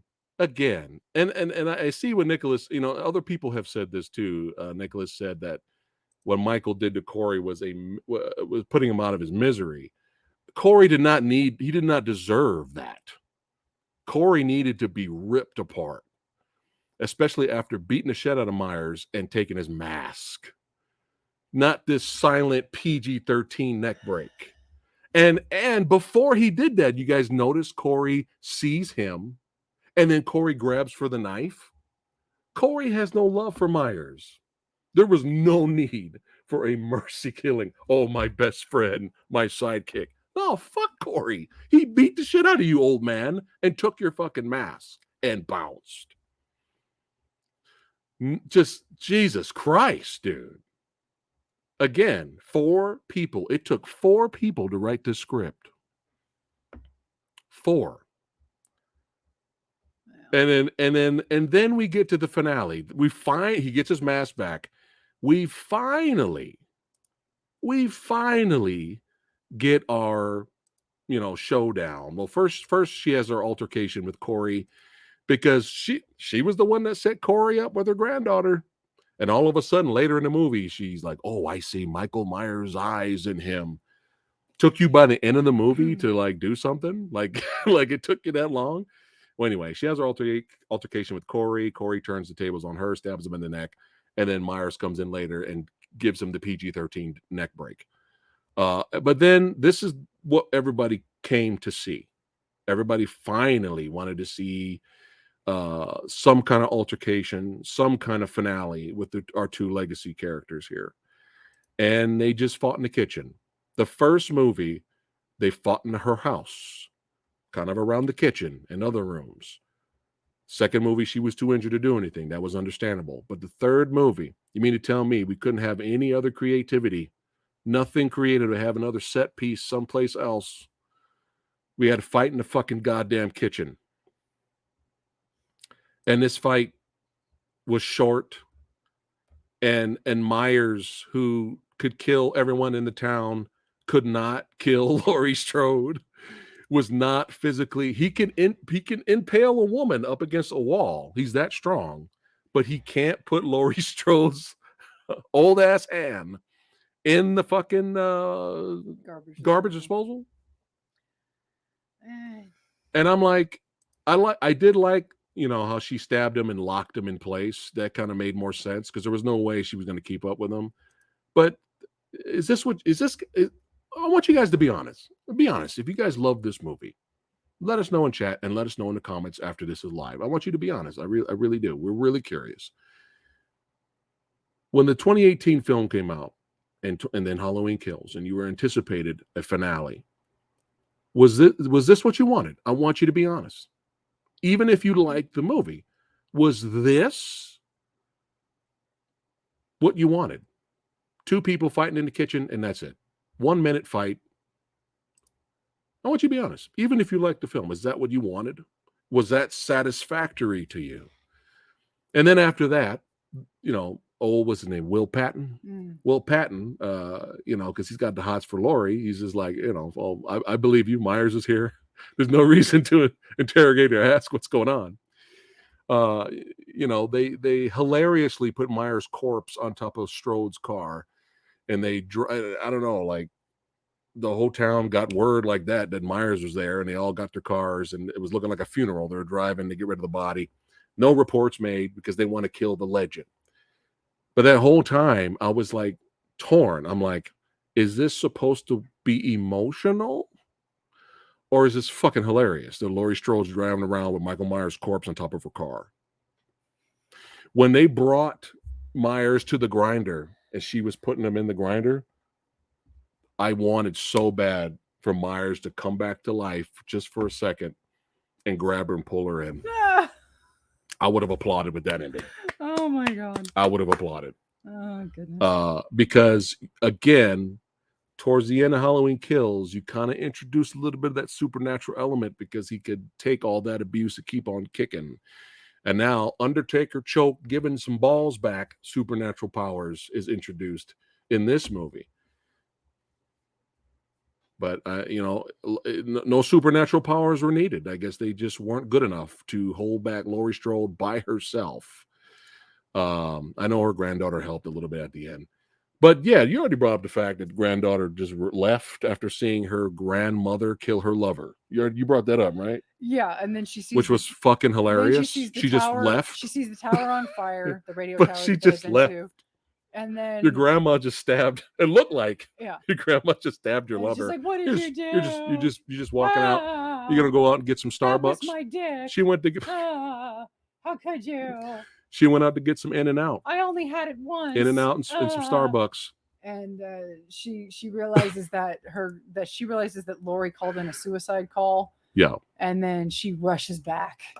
Yeah. And suddenly all is forgiven. Yeah. Because. Yeah. There's some diehard horror fanatic was okay with the fight. There's some diehard Myers enthusiasts that will love this movie no matter what, and that's perfectly fine. But I feel, even this is coming from me, who's not invested with this new trilogy. I feel that you fans of this new trilogy deserved a better finale. You guys deserved a better ending. You guys paid your hard-earned money. You invested in this new series, and you guys deserve better. You know, that's the truth of it. Even if you enjoyed this movie, I'm pretty sure you think it's the weakest in the trilogy. And I'd be extremely surprised if this is your favorite in the trilogy. Oh yeah, how Allison fell in love with this guy in 5 days. Yeah, Nicholas, you guys deserve better. You do, you do. And as smart as we think we are, writers and script writers out there, they tried to do something different, and we can appreciate that. But you still have to nail it, though. You still have to nail the ending. And there's a lot of people out there, a lot of people out there that enjoyed the movie, and they basically were saying the only way you can enjoy this film is if you have an open mind, right? It doesn't get any more open mind than Terrifier 2. Well, and we had bare bottom, like, yeah, below the line expectations too. yes, I didn't care. Yeah. I wasn't invested. So if I'm not invested, and I really don't care where the franchise goes at this point, because if truth be told, when I didn't really care about 2018, I thought Michael Myers burning to death in her house was a perfectly fitting ending. And that would have been kind of cool. Mad when I heard, oh no, we're turning it into a trilogy. I'm like, fuck you. You had a perfectly suitable ending. That was a perfectly great conclusion to her character. Shitty characters or not in 2018. At least for Laurie, that was a great conclusion for her character. Yeah. Having, trapping him in her house, everybody bands together, and that's her conclusion. That's it. Burn him alive. No, I checked. We need that cash cow. Yeah. We got to milk the teat. I checked Halloween Kills. I think it was just two writers. But I like this. It opens your mind and then puts mashed potatoes in it. There you go.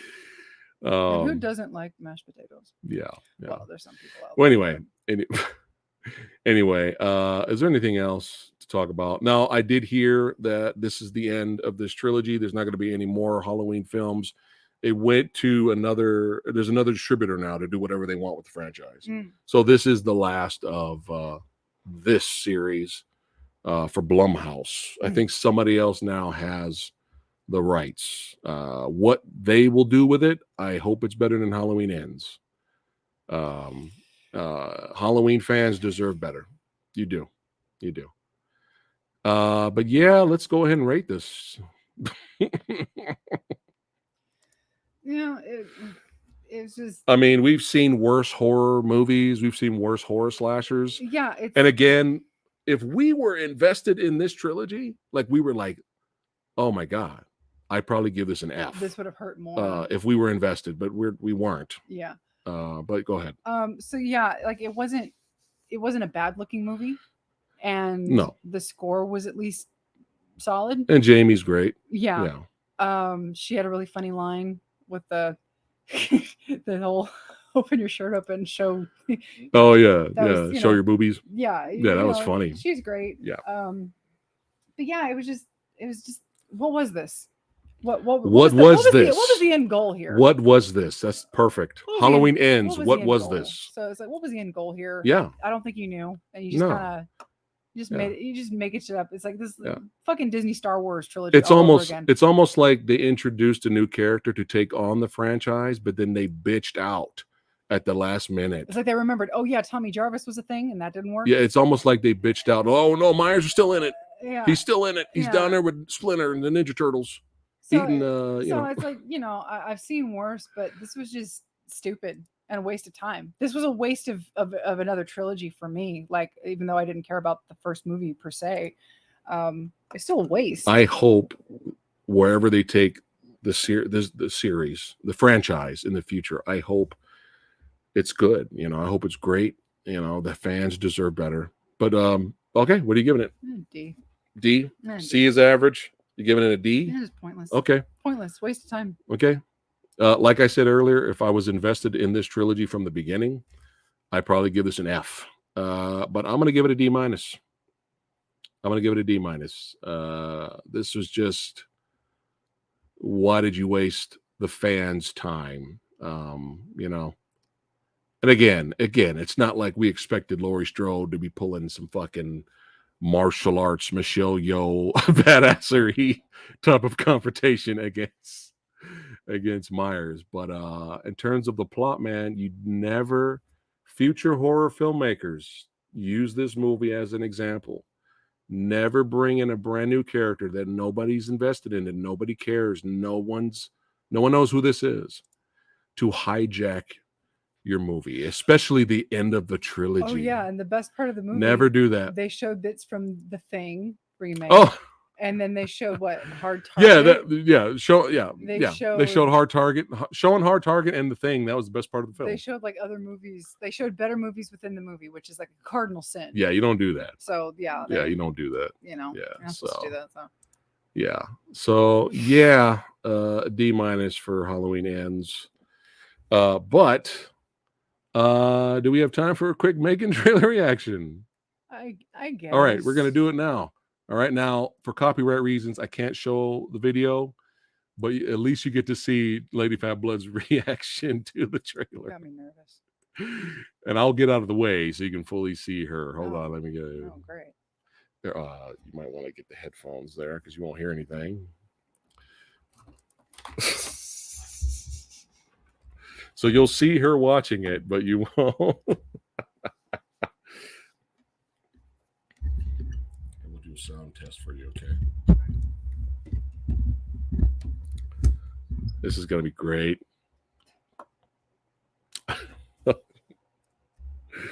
And then you'll have control of it, all right? So you can watch it. Okay, hold on. Yeah, this is the one I see. Don't look. Okay. Don't look. Okay. Hold on. Let's get through the ad. God damn it. She hasn't even seen my reaction. All right, I'm gonna play the trailer for you. Okay. Let me know if that's just a couple of first seconds. Is that too loud? How's that? I guess it's okay. Okay, I won't be talking. Okay. All right, here you go, guys. She's gonna hit play. No, damn it! Hold on.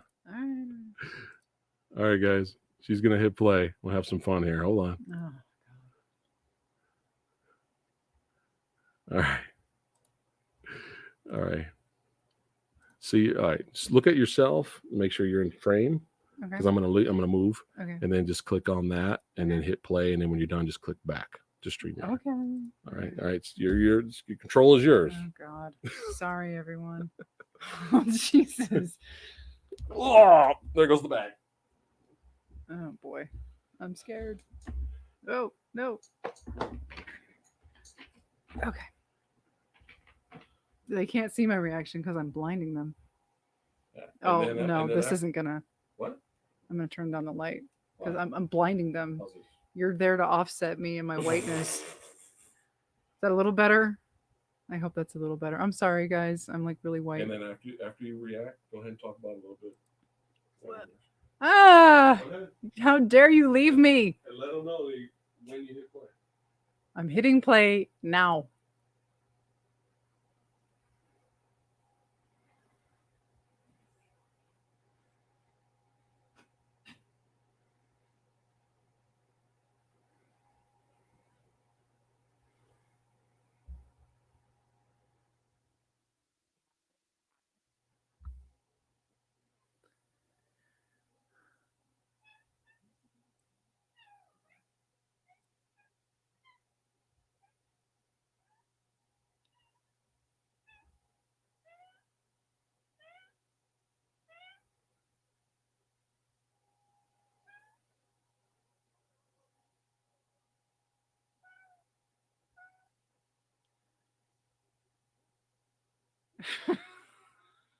What the fuck?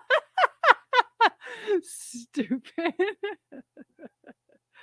What the fuck?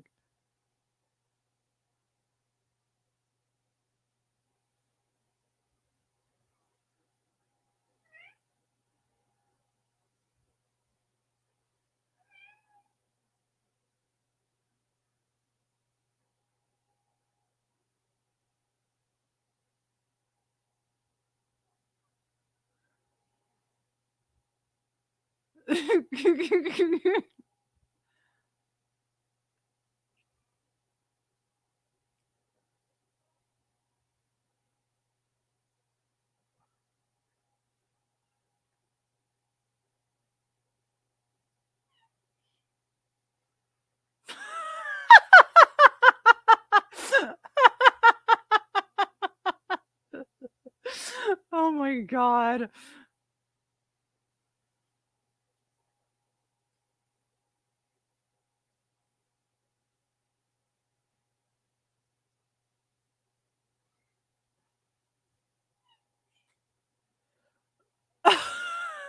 What the fuck? Oh, Jesus Christ. Oh my god. Oh my god.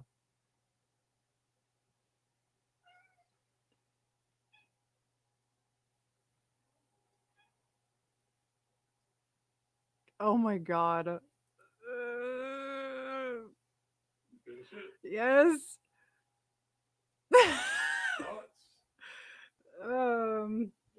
Yes, yes, come back. I'm taking the headphones out.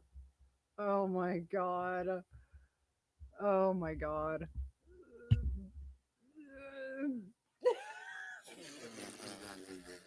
What the fuck? Oh my god. Okay. All right. You know, we have to watch and review this, right? Oh my god.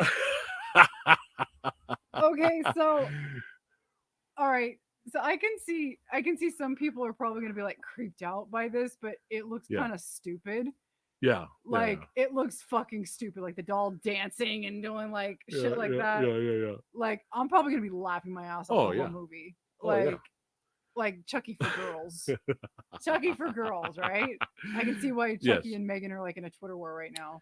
Yeah. But I was the same way though. I was like, when I Oh. first saw the doll walking around and stuff, I was like, ah. Uh, And then when the dancing, I lost it. So you can watch my reaction later. uh, But there you go, guys. what the fuck? Ooh, what fun. What fun. Oh my god. I hope that's as dumb and funny as I want it to be. Yes. Don't be boring. Because if it's like too serious, Yeah. like too direly serious, Yeah, I'm gonna yeah. be bored. Because it looks so stupid. Like it looks dumb. Yeah. Like the doll trying to be all creepy and you should run and all that shit. It's like no. Yeah, it's like oh my god. Jesus Christ.